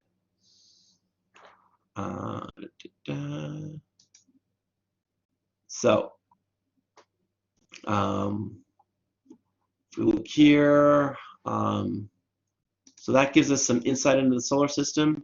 But now we want to sort of back off and see why, look at the major features of solar system formation, and talk about why things behave like they do and how that helps us explain some of the exceptions that we see and how we can come up with hypotheses about them. So the features of our solar system, such as the way planets orbit and rotate for the most part, give us clues as to how it may have formed. Motion of large bodies, the 2 major planet types that form outside the solar system versus the rocky types that form inside, and also the dynamics of the swarms of smaller bodies all also have similar trajectory. So we have exceptions, but we want to talk about the nebular theory and the hypotheses that fit and don't fit with it. Mainly, one of the challenges of testing a theory for solar system formation is, imagine you collected a group of 140-year-old people, all right? So, and you only had access to these 140-year-olds. You could learn a lot about people by watching these 40-year-olds interact and studying them. And I guess if you could understand them, you might learn more, but you'd have no direct observation of childhood, adolescence, youth, or old advanced age, or aging people. You just think everyone's 40 years old. That's sort of what our solar system is like. Our solar system is a middle-aged solar system.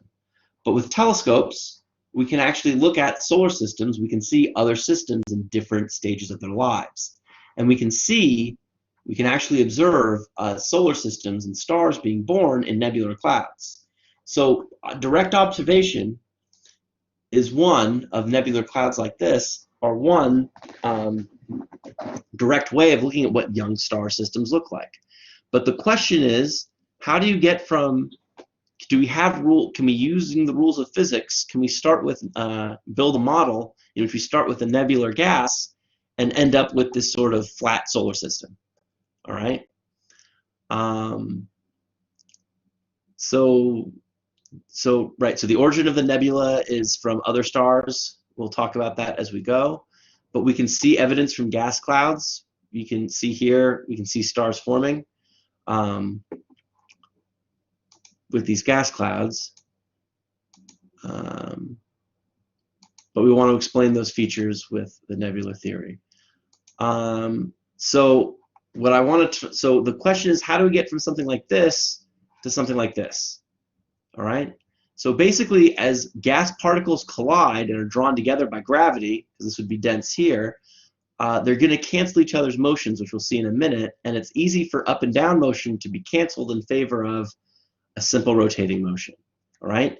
And conservation of angular momentum will tell us, again, that as when we talked about angular momentum, that as the particles collide and collapse down, and as gravity pulls things in, the number of collisions increases and the rotation rate increases. Okay, so we know that from chapter 4. Again, you can see this cloud contract into almost a disk. Right, so motions here as things rotate up and down and collide.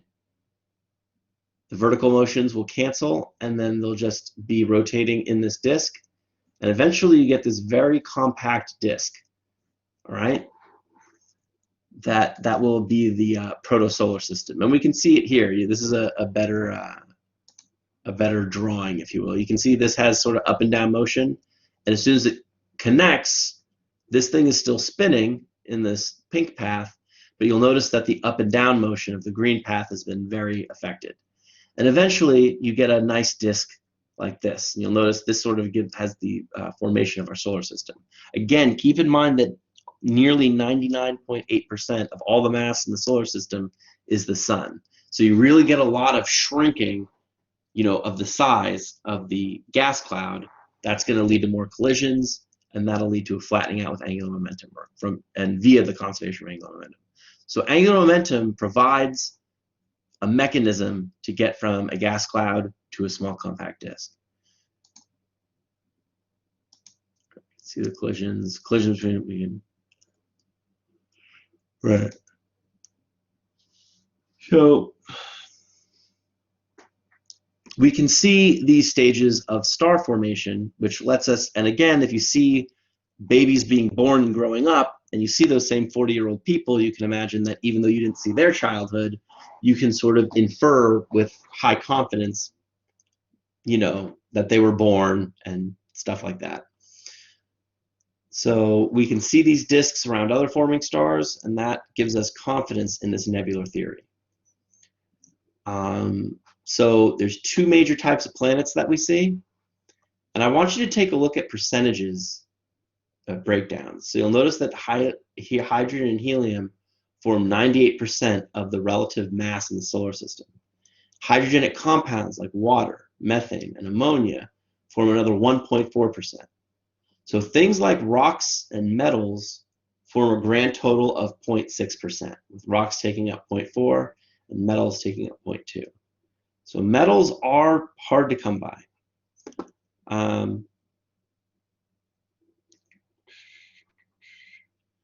So keep that in mind as we talk about the abundances. Now, this is sort of a uniform abundance through the solar system, right? With most of it being concentrated at the sun. But that being said,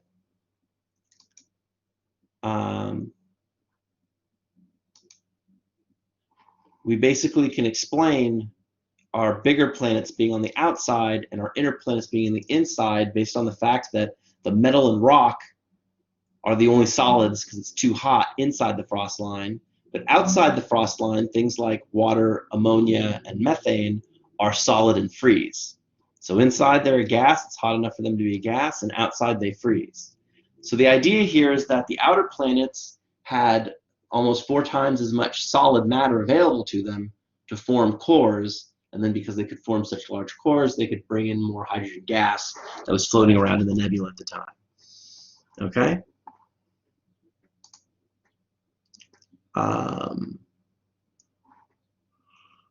So basically,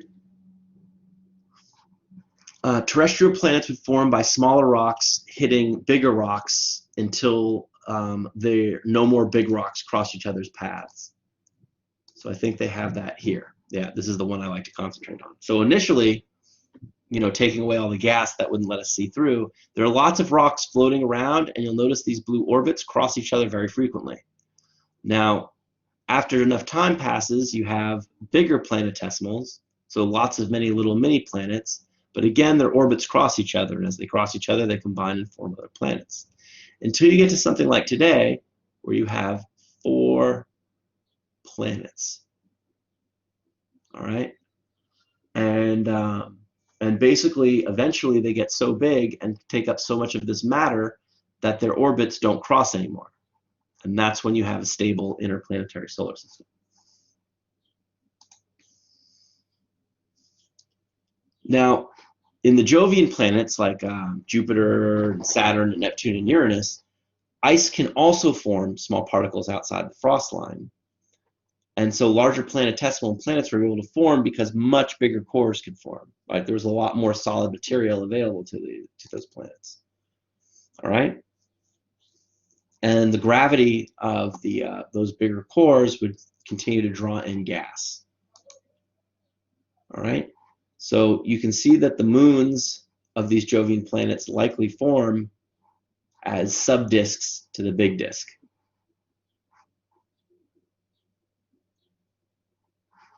All right. Moving on.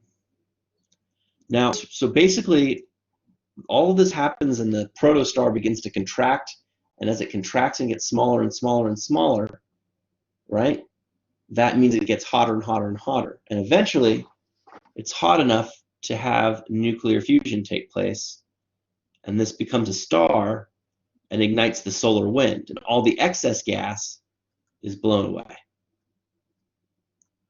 It's just what stars do. Okay? And then we get this nice clear solar system that we see and have pictures of. Okay. So now we want to look at asteroids and comets. So asteroids and comets are basically the leftover gunk from the formation of the planets. So with the inner planets, right? Those were able to form the asteroid belt, the leftover planetesimals. And believe it or not, although there are many, many asteroids out there, if you put all of them together, you would not form a planet, even a small one. So it's really just the scraps. In the late stages of planet formation, you get these heavy bombardments. The moon hitting the Earth was probably not a great day on the Earth. And it says water may have come to Earth by way of icy planetesimals from the outer solar system. Recent measurements do not support this statement, so that making us go back to the drawing board. And again, we have hard to explain trends and events. Okay. So the giant impact is how the Earth was thought to have been, and the Earth-Moon system is thought to have been created. So in that situation, to a planet the size of Mars hit what I like to call the proto-Earth, because the current Earth is the combination of those two planets, and then that would have created a dust ring around the Earth, which would have accreted into the Moon in about 1,000 years. So who knows? Maybe Jupiter's rings or Saturn's rings will coalesce into a moon one day. Giant impacts are used to explain odd axis tilts, but I'm not sure it's enough. This is a very good slide for this nebular theory. All right, so we can see we start off with our gas cloud. Our gas cloud contracts via angular momentum and contraction of the star to form this flat disk. We have a frost line where at this point it's still hot enough in this gas cloud that only rocky planets form inside, but outside Jovian planets have access, or gas giants have access to hydrogenic compounds, which are much more abundant than rocks and metals. And then these planets form with their moons in the solar system, and then the solar wind blows away the excess gas, leaving you with a nice sort of modern solar system. Okay. So we'll get through these questions, and all right.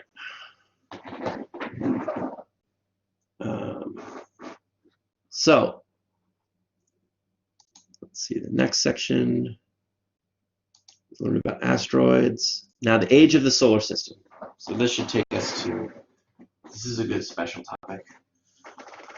Oh lordy, I'm getting a little dizzy. Don't know why. I'm just sitting here.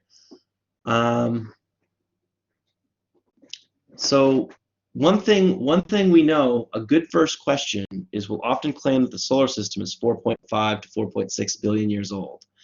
So a good first question of how do we know that is to investigate this question. And we do that by looking at rocks, all right? And very specific rocks. We can't find the age of a planet, but we can find the age of the rocks that make it up. And we can determine the age of a rock through careful analysis of the proportions of various isotopes and atoms within it. So basically, remember I told you there would be a,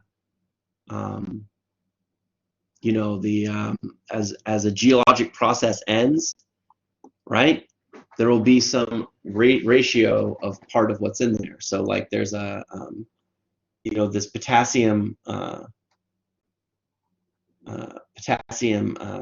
isotope that has an atomic mass of 40 will transform through radioactive decay into argon-40, right?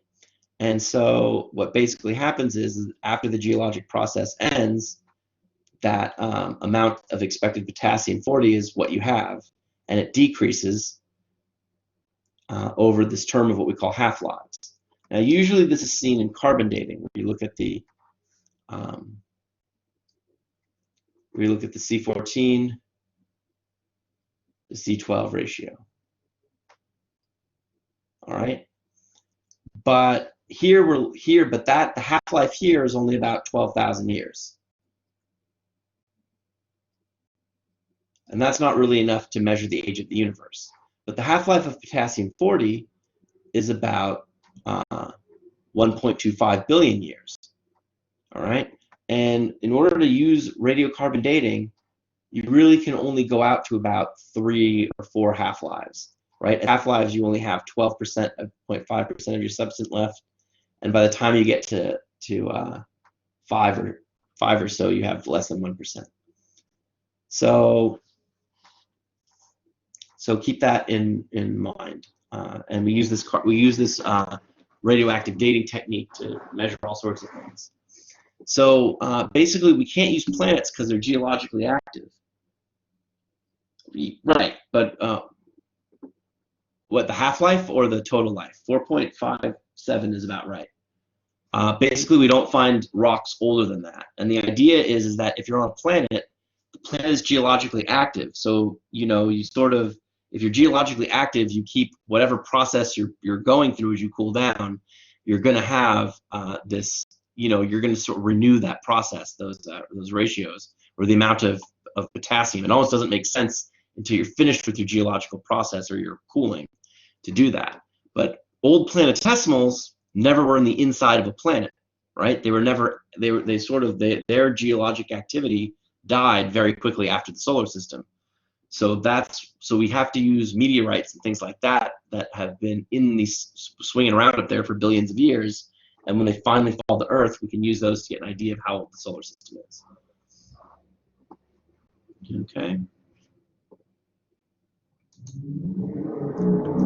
All right.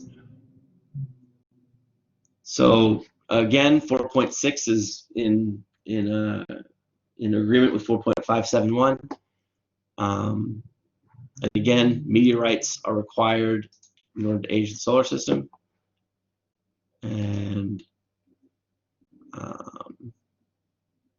there we go. We can see here, planets probably formed around 4.5 billion years ago. And we can use that radiometric data that tells us that the oldest moon and rocks are 4.4 billion years old. This gives us some limits. Okay, so that's about that for that chapter. I want to get started on the next chapter. So I think what we'll do is we'll just take a slight break. I'll get it loaded right now because I know where it is. And we can move on to that chapter.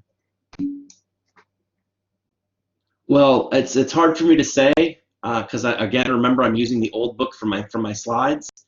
But we just finished solar system formation and nebular formation, so you'd have to look that up in the online book.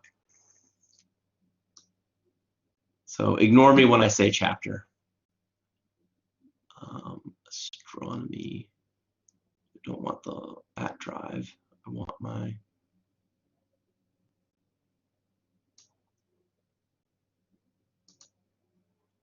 local disk D. I would like to astronomy lectures. Yes, the free book. Yeah.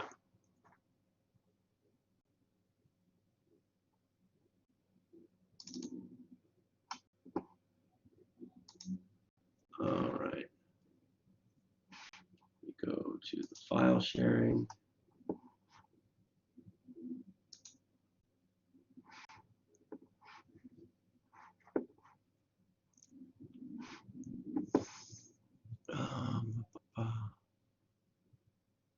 All right, I'm getting tired. Hold on. I gotta get back here. What? Copying? No. I don't need this.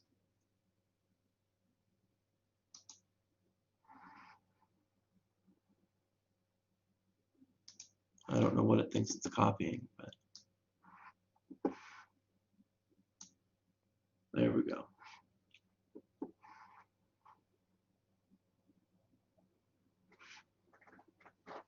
All right.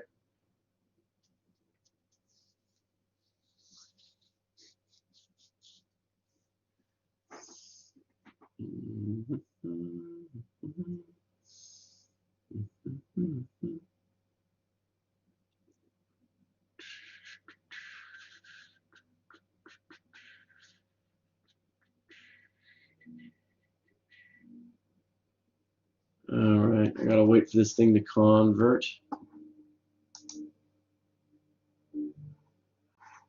I guess I can at least take the photo attendance.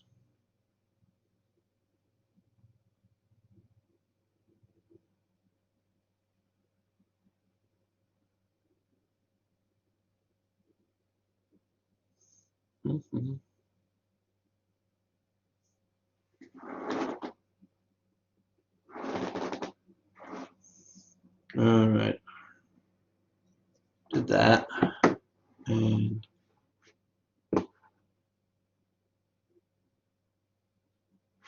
let's see how we're doing with the file.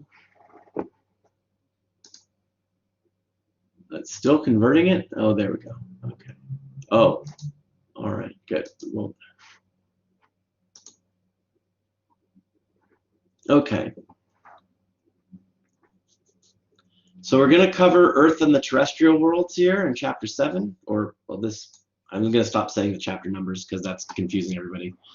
So we want to go into detail on our worlds. We're going to focus a lot on Earth because Earth gives us, again, it's the planet we're on, and the features we see on Earth, we can look at other planets and say, oh, okay, it looks like a volcano and spews lava like a volcano, it must be a volcano, and so forth and so on. So when we talk about the terrestrial planets, we will talk about Mercury. We're going to talk about Venus with its atmosphere. It's a pretty cool picture of its twin volcano. We're going to talk about Mars and its high mountain and some of the features like riverbeds and things like that we can see on Mars.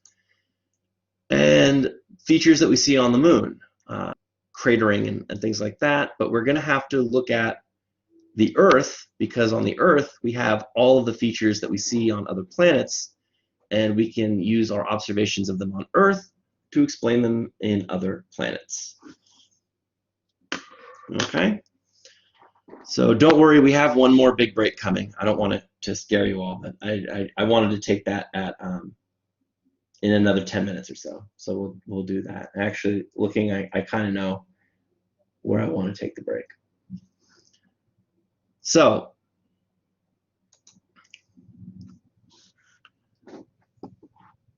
one question, if we look at, one of the questions we want to understand, what we hope to understand, is why did all these planets turn out so differently? If we look at it, we can see that that Mercury and the Moon look pretty similar, right? They're almost indistinguishable. But if you look at Mars, Venus, and Earth, they're all very different. All right? So they formed at the same time from the same materials. Yes? Question? I was gonna say maybe because they're all differences from the sun. Well, that's going to be part of it, but it's also going to be it also will depend on also their interactions they've had with other bodies, and it'll also depend on their size as well, which we'll see. Like what objects they hit, like. Right. Like, so the Earth hit something to create the Earth and the Moon.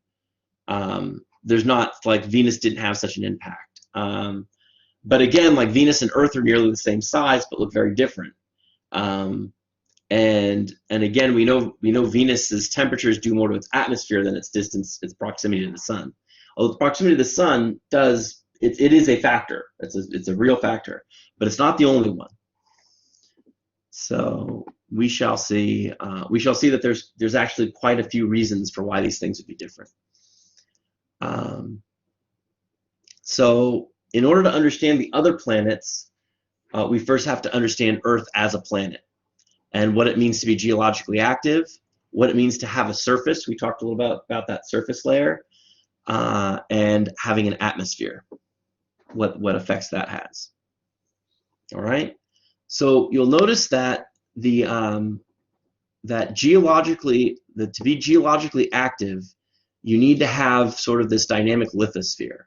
And let's look at these layers first. You have a surface layer or a crust, a mantle, and a core.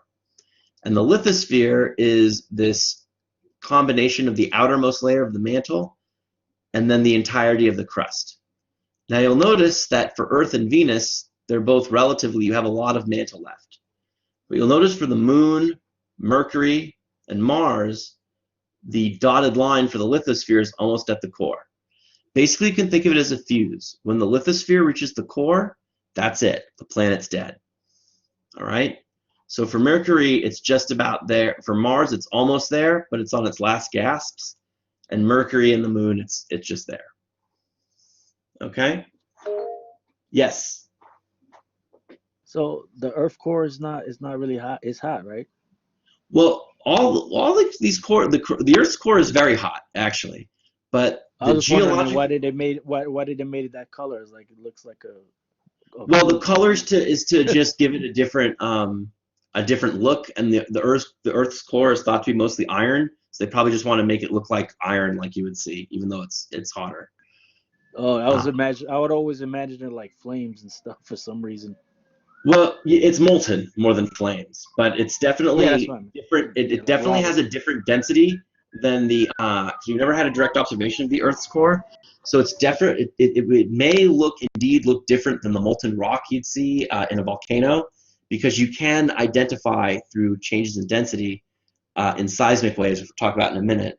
You can definitely outline the core, and there's definitely a different layer. Um, so so the picture may not be correct, but it could be, right? It's not. It could be very well be. It's one of those things that scientists would love to get a direct measurement or picture of the core of a planet. Yeah, So no one could ever actually journey to the center of the Earth, right? That's just it hasn't happened yet. I never want to say never, but it hasn't happened yet. And if you've seen The Core, that movie is so out of whack with reality, it may as well be like epic fantasy. Oh, okay. Yeah. So So looking at these lithosphere, or being geologically active is what determines whether we call a planet alive or dead. All right, and so that's what we're supposed to get out of here. And you can see that the Earth, the layers of the Earth are separated by density, and that's true of all the other planets. And again, that lithosphere will tell us if we're alive or dead. Now, the core is the highest density layer of the Earth. It's mostly nickel and iron. The mantle is a moderate density with minerals with silicon and oxygen, and the crust is low density stuff like granite and basalt. Okay? And it's just like salad dressing. The low density stuff sinks to the bottom, or the high density stuff sinks to the bottom, and the low density stuff differentiates itself out to the top. All right? And again, we can apply what we know about Earth to the other planets and draw conclusions. And that's what we will do after break. It's 5:45 right now, or 5:44. So we'll start a little bit back up after 6. So that way we can take a little break and get water and things like that. I still have a cup of water. Look at that. So I'll be sort of twiddling my thumbs, although I'm going to turn off my video so that when people are watching a recording, they don't see it. But the recording will still be on. You should still be able to hear me. And yeah.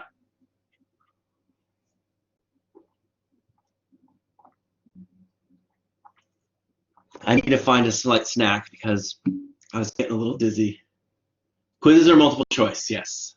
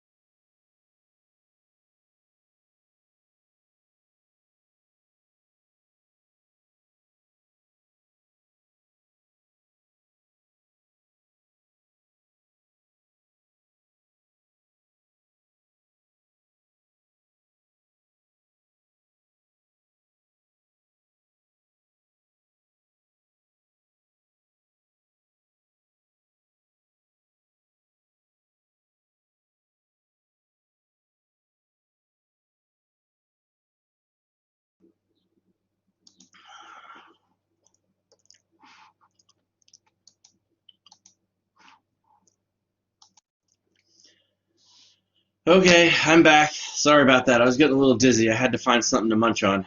So I got some nasty Cheerios, the multi-grain Cheerios. They're not very good, but it's something. I usually run out of snacks by Monday. It's very sad. Anyhow, so we want to go back to our terrestrial planet interiors, and again, we can tell what these are like based on the inside of the other world. We can make guesses and hypotheses about other planets based on the features we see from our own. All right, and we'll go through that question. So the process by which less dense things sink to the bottom or sink to the top and heavier, more dense material sink to the bottom is called differentiation. All right, so gravity pulls that high density material to the center, and as gravity pulls that to the center, the lower density material rises to the surface. It's a lot like salad dressing. All right, if you have those two layers, the gravity will pull down the heavier dense layer more, and that'll have the other one go float on top of it. And the material ends up separated by density. All right.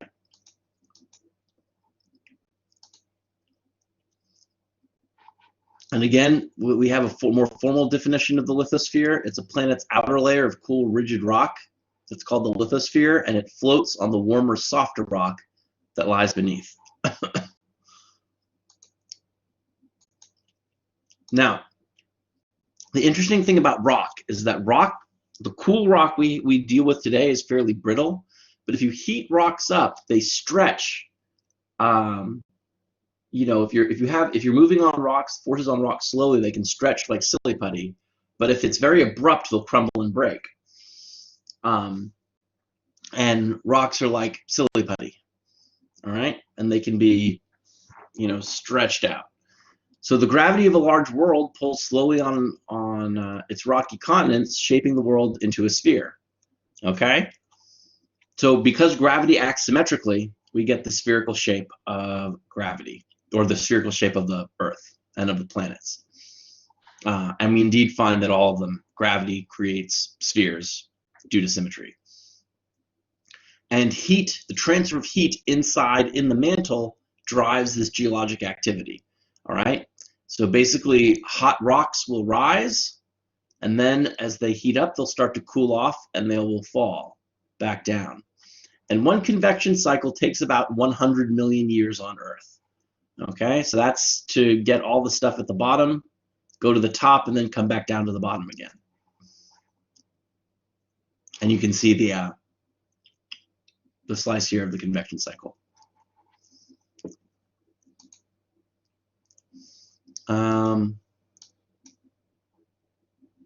Heating the interior over time. So in the early part of planetary creation, accretion and differentiation is the dominant force when planets are young, but radioactive decay is actually the most important heat source today. So there's a lot of radioactive decay going on. The inside of the planet is not a hospitable place either. But thankfully, there are not a lot of outlets for that radioactive material to radiation to escape from, which is why the inside of the planet remains hot as long as it does. But eventually, all things cool down, and the planet will die. So cooling the interior, the convection will transport heat as hot material rises and falls. The conduction transfers the heat from the hot material to the cool material, and the radiation will send that energy out into space. So you'll notice that a lot of this, we're talking about heat transfer, which is transfer of electromagnetic radiation, and then the release of electromagnetic radiation. So you can already see the stuff from last chapter, or I guess 2 chapters ago, coming in, or earlier today, coming in to help us understand how our interior will eventually cool. All right. So now what's the next thing? So now we come to the role of size. So the lifetime of a planet will depend on its size. And think about it this way. Think about a cup of coffee versus a pot of coffee. All right? If you leave a cup of coffee and a pot of coffee to cool, it will take longer for the pot of coffee to cool than the cup of coffee because there's just more in there. It takes more energy for that to cool down to a similar amount. It's the same thing with planets. You'll notice as they're lined up here by size, the bigger terrestrial planets are still very much geologically active, whereas our smaller planets are either dead or dying. All right? Much like the smaller cup of coffee cools off faster, the smaller planetary bodies cool off faster as well. The moon and Mercury, the dotted line has hit the core, they are dead planets. Or they're geologically dead bodies, because the moon's not a planet.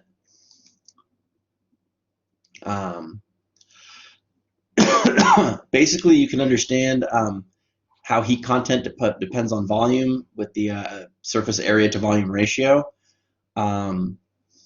So the time to cool will just be those two things divided, so it'll be 3 over r. So you can see that it directly relates to the radius, right? And the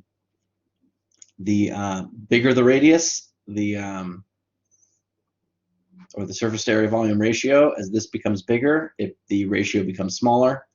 Larger objects have a smaller ratio and therefore cool more slowly. So the smaller this number, the longer it will take to cool. As this number becomes bigger, this one becomes smaller. All right, that's what it means to be inversely proportional. So in addition to how close you are to the sun, we've seen that it can depend on your size, and we're also going to see now your geologic activity or your conditions will depend on your magnetic field. All right. So we can actually measure the magnetic field on Earth with a compass. So we know it's there. We can measure it. And what you're looking at here is a picture that fundamentally shows that the magnetic field is caused by a current. And currents are just charged particles flowing. So if the Earth's magnetic field were like a permanent magnet, we would expect that even though it looks like the field looks like a bar magnet, we would expect it to remain pretty much the same, to have very few fluctuations. But the Earth's magnetic field is always in motion, so it changes. That indicates that liquid charged particles are moving very rapidly inside of the Earth, in the core, very likely. All right? And the rotation of these charged particles, much like current going around a cylinder, creates the Earth's magnetic field. And the Earth's magnetic field is very important because it acts as a deflector of charged particles. So I think we have a better picture of that here. Right. So the solar wind is very dangerous, and the Earth's magnetic field acts like a force field and deflects a large amount of that solar wind around the planet and draws the rest of it to the poles where it scatters in the atmosphere. All right, and that's when the solar wind scatters in the atmosphere, you get these very nice what we call aurora borealis, or northern lights. And you get that effect there. So having a magnetic field is very important. We're going to see, for instance, that Mars has a very weak magnetic field, and if it had a stronger magnetic field, it may have been able to keep its atmosphere and perhaps support life a little bit better. But it's losing its magnetic atmosphere or magnetic field, and it's thought that as our planet cools down, eventually we will lose ours as well. Now, one question I think it's fair to ask, and I do want to cover one of the questions that was asked right before break. There will be 15 questions on the multiple choice exam. I assigned you 80 minutes to do it. So you should be fine there. So how do we know what's inside the Earth? Well, the short answer is we haven't really known for very long. It's tempting to think that geology and plate tectonics are old theories. They're actually not that old. And understanding what's inside of the Earth directly, we have to look at earthquakes, where we get these pressure waves or P waves that push matter back and forth like this, and these side-to-side waves that shake matter side to side. And you can see that the side-to-side waves stop and will be reflected or absorbed at the core layers, but the pressure waves, right? The pressure waves can actually penetrate the different layers and change properties and slow down. And we can actually use triangulation properties or earthquake stations all over the world to get a sense of how each earthquake will travel through the planet.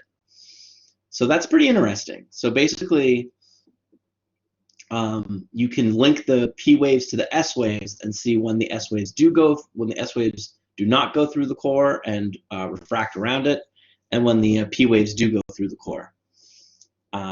And so we can conclude that the Earth's core must have a liquid outer layer, and this is where the magnetic field is thought to come from, and then an inner layer. So our core is now split into 2 layers.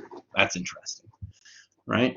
And that's just from the change in density observed from these earthquake waves. But that's our only way to get to the center of the Earth, is to look at earthquake waves. It's our only help.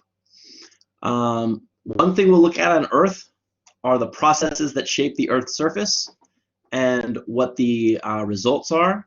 And we'll notice that the things we see we can see similar features on the other planets, the other terrestrial planets, and those will indicate to us that those will indicate to us, or give us allow us to build models to figure out what caused these features to be observed on the other planets. But in order to understand what those features are, we're going to have to look at them on Earth first. So the geological processes that impact the shape of the planet Earth's surface are impact cratering, that comes from asteroids or comets, volcanoes, so eruptions of volcanoes and supervolcanoes, tectonics, that's earthquakes and the movement of continental plates, and erosion, which are surface changes made by wind, water, or ice, or anything else really that could change surface features. Impact cratering was much more common in the early solar system because there was just a lot more to impact.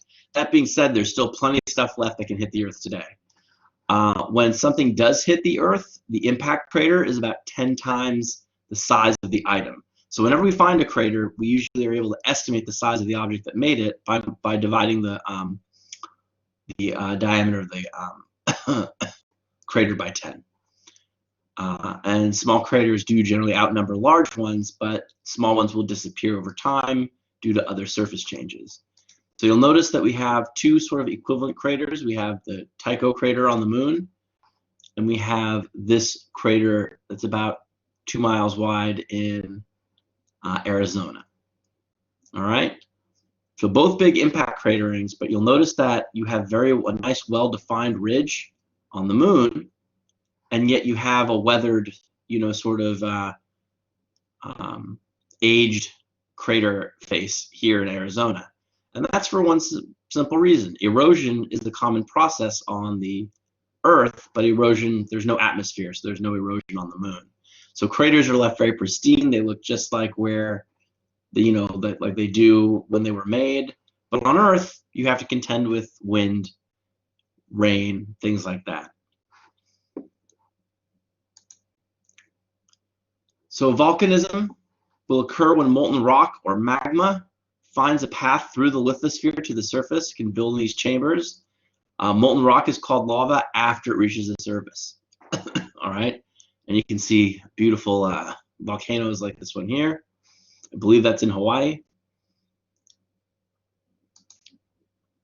Volcanism also can release gases from the Earth's interior into the atmosphere. So volcanoes, before there were factories and humans, volcanoes were a way of putting a ton of excess carbon dioxide in the atmosphere. Now, thankfully, the Earth was on long enough scales, able to reabsorb it on most scales. But if the eruption is big enough, it can have seasonal or multi-year effects on the climate. So, because as you can see, this is a ton of outgassing.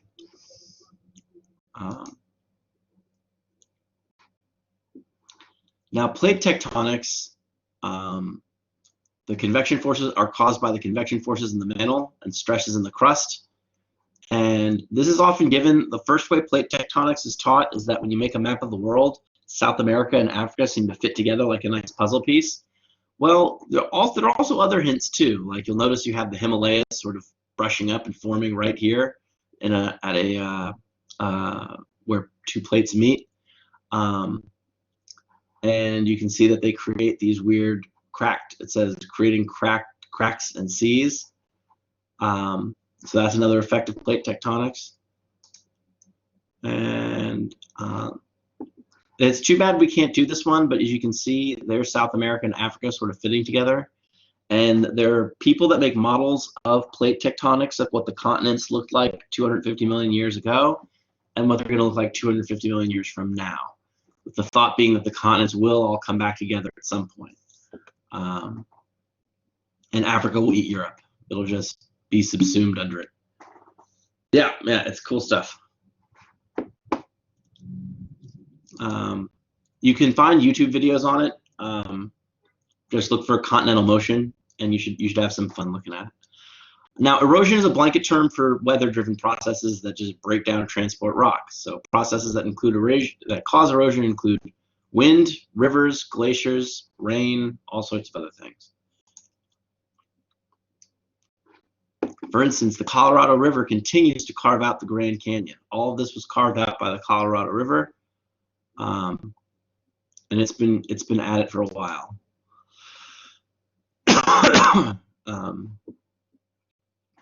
But the whole thing was carved by just one river. Water always wins. Glaciers carved out Yosemite Valley in California. And wind wears away rock and builds up sand dunes. So you've seen how water can be very patient and sort of shape the world in which it lives. Erosion can create new features by depositing debris. So if you see here in a riverbed, you've got, features can be created from rocks upstream. And so that's how that happens. Now, moving on, we're finally getting to the atmosphere. So you'll notice the atmosphere can protect the planet by it has a greenhouse effect. What that means is that light can come down, and some of it's reflected away harmlessly, but the rest of it is absorbed and re-emitted throughout the atmosphere. Now, the thicker atmosphere you have, this can be a feedback effect, like something in Venus, where the more atmosphere you have, the more particles are absorbed in it and re-emitted and reabsorbed. But again, like I said before, the greenhouse effect is not a good thing or a bad thing by itself. It really, in order to sustain life, it needs to exist. It needs to be just right. If we had no greenhouse effect, it would be too cold. There'd be no atmosphere. Life couldn't survive. If we had, it would look like Mars. If we had too much greenhouse effect, it would get way too hot, form this feedback loop, and we'd be a lot like Venus. So neither of those two options is good. So again, the greenhouse effect needs to be kept at a stable limit.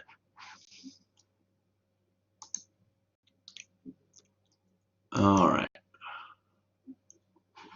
Radiation protection. So the atmosphere will also give us radiation protection. As we saw earlier, X-ray and UV light are absorbed in the atmosphere, and even most infrared is absorbed in the atmosphere. The only that gets through is visible and radio.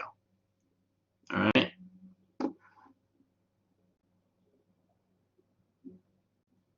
Okay. So going forward, so this is a better picture, I think, of what's being absorbed by the Earth's atmosphere. You can see in the electromagnetic spectrum that almost everything gets absorbed in the high energy part, and that infrared gets mostly absorbed too.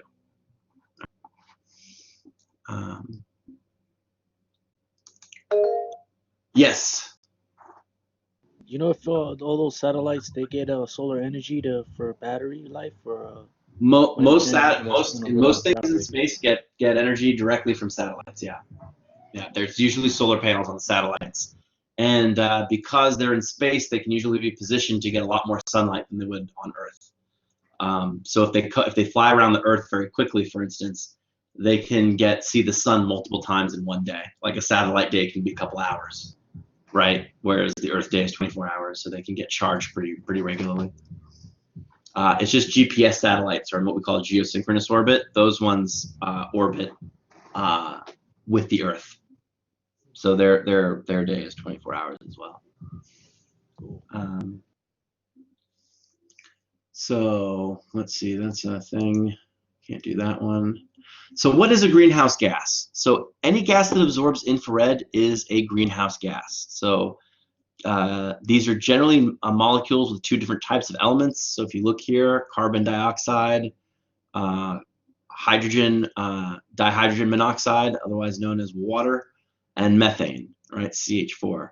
So greenhouse gases, molecules that are not gases usually have the same element, those O2 and N2. I want you to notice that our atmosphere is very largely O2 and N2, okay? So it's not a lot of greenhouse gases in our atmosphere. We put them there and the Earth puts them there, but unfortunately there's a capacity for how much can be reabsorbed every year. If you don't get reabsorbed, you start the feedback loop. So again, here it's just a slide saying, is the greenhouse effect bad? And again, we talked about that. So now we want to talk about a cool question, which is, why is the sky blue? All right. So a lot of science teachers in high school will tell you that the sky is blue because the ocean is blue, and that makes me angry.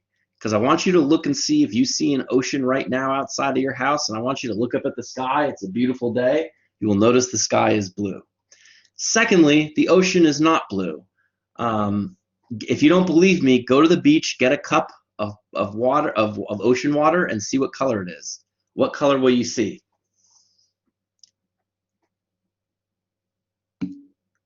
Not even green. It'll be clear mostly. Good. Yeah, it'll be clear. So really, it's the clear water reflects the blue sky, and that's why the ocean appears blue. But the sky is blue because of the scattering of light in the atmosphere of nitrogen and oxygen. And basically, it's the angle that the light is hitting you, and the fact that at these angles, the large angles, for most of the angles, the sun is incident on the Earth. Blue is the most scattered color. It scatters far more than the other colors at a higher intensity. In fact, it goes with the fourth power of intensity of the wavelength. So even though all the colors are up there, blue is much more intense. That's why the sky is blue, based on the makeup of the atmosphere. Now, sunsets are red because less of the red light from the sun is scattered. So you get more of a direct shot through the sky. You're not scattering off of that much sky anymore, and that's why the sky goes from blue to red. Okay, so we have learned all of these things. All right, so let's talk about our geological friends here. We'll go through. Let's see where we get to. I think we're going to stop soon. Let me look ahead just a little bit, because we've certainly gotten to. I'm certainly happy to where we have gotten, but